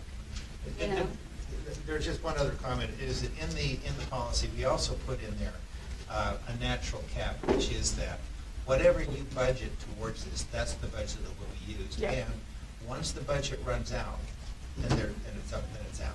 So I need to go all of my meetings in January and not go to any just meetings in... Jam them all in front, except, that's in there. Now, Scott, certainly, that's just the caveat. So it's whatever this committee decides that you'll approve for that budget, that's what will go forward, unless there's an attempt to try to move additional money in, and I'll leave that up to Scott. And that's to my bigger question. Do we need to approve an amount for the rest of this fiscal year and then approve Well, amount for the budget for next fiscal year? so Or is given my understanding now my better understanding, or my increased understanding of the action that took place yesterday, what we'll do is we'll just budget as if, we'll increase the budget by $110,000. And then by way of the motion that I propose that you make today, that will be in the board's budget for the whole board to approve next month. So, okay, so Deborah, does that work? And is that for the remainder of this fiscal year, or is it So- for next fiscal year? So the $110,000 will be for state fiscal year 19. Right, it's the next one. This fiscal year, we're It's all fine because taken you care have of. you have unrestricted carry forward that we can move down there. So we don't need Because you to still mess have with it. $200,000 encumbered, so it's not. I just don't want to make it No, difficult you're for fine. all of you. So what would that total be then Go ahead, Deborah. for the next year? You mean the compensation piece? Yeah. That would make it, hold on, sorry. That would make it 965,266. In that number, under your personnel costs, also includes that 543,000 that we were appropriated this year for the new positions. So once the new positions are decided, we'll pull that out. So let me be more specific on what she means by the $543,000. That was the amount of funding that the legislature gave us. If you'll recall, when we prioritized it, we prioritized about 1.2 of positions. Research analysts, there was 1.5 position for financial ops, there was 1 for internal audit. But the legislature just said, well, here, we'll give you $543,000. You decide who you're going to hire for that $543,000. And last month, we did brief you on some ideas on where that money would go. It's going towards 3 positions. I don't have those in front of me, but that's Deborah's point. Deborah's point is when they gave us that money, by way of legislation and the actions they take in their systems, they put that 543 in your budget. And so that's what she's talking about. And so once those 3 positions are hired, or we go through the process, that money will move over into the respective sections that run those. For example, there was 1 research analyst that will be supervised by Angie. So then, we would make the change on that too. That's why we specifically track to appropriation level. Unfortunately, or for now, they have to put it someplace, right? So until we decide, so they put it into your budget. So, Okay, do we have anything else on 1.12? We done? well, subject to a motion, sir. So, That's on the agenda next month, or? So we need to go through that box and put yes, half, yes, half, yes, half. Well, no, we're talking No. about the other motion you wanted, No, right? the one that I just recommended. Okay, where sorry. It's a motion from the I'd like finance. Scott to restate my motion. And also move it. No, I'll And you- move it. I'll You can move it after. after. I'll move it after he restates my motion.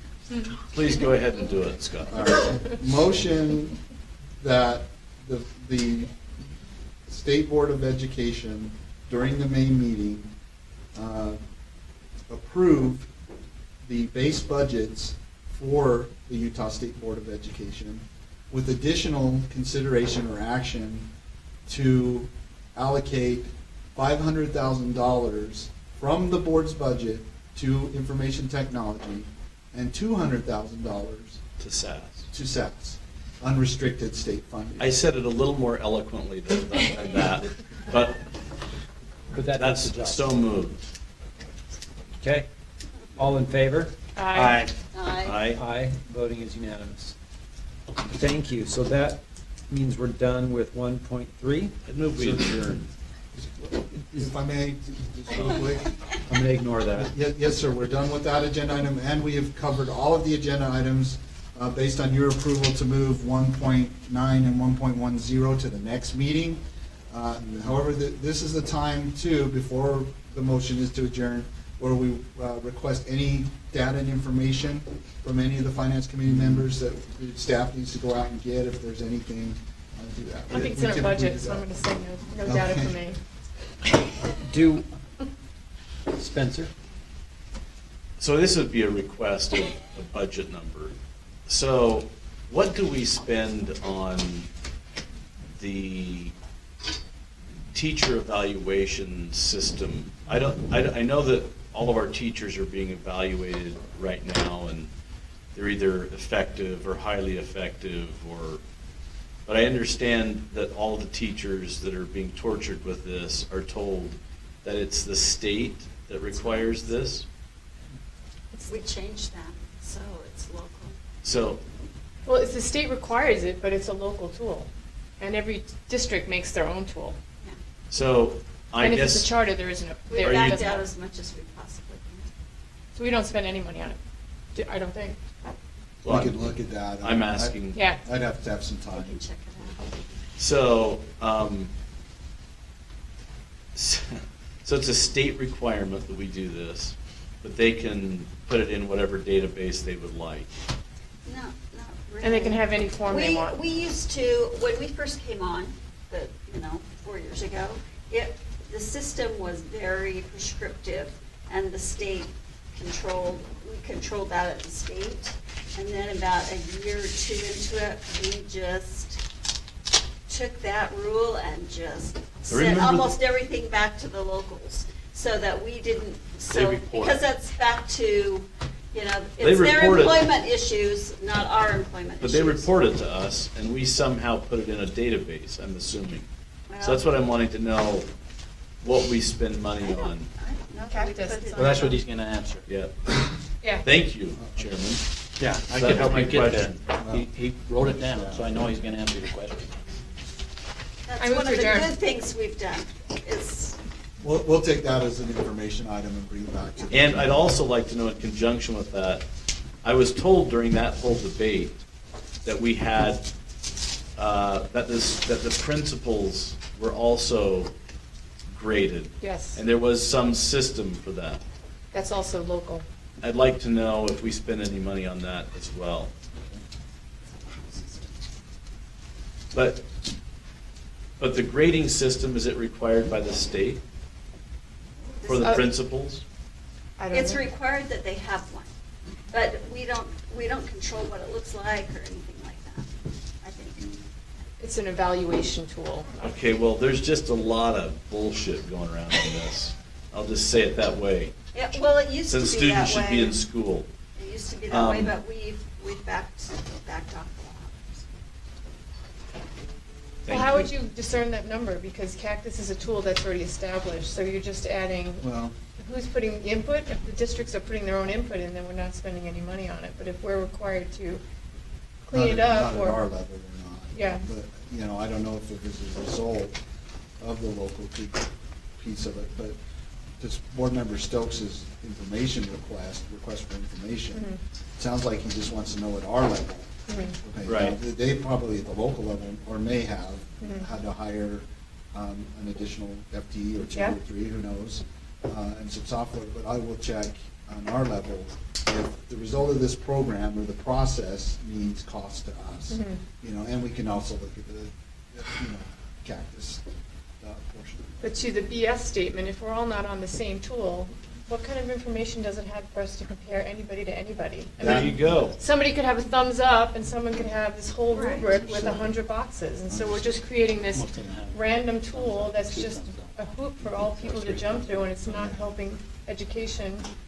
Well, I'm just tired of being blamed for this. Talk to Dr. Dixon. And I will talk to her She's- about the surveys. Because she's very up to date on what's Yeah. going on. I just want to know the money part of it. Okay. Yes, sir. Okay, I think that's everything. We're actually on time. Motion to adjourn. All in favor? Aye. Aye. Aye, it's unanimous. Thank you.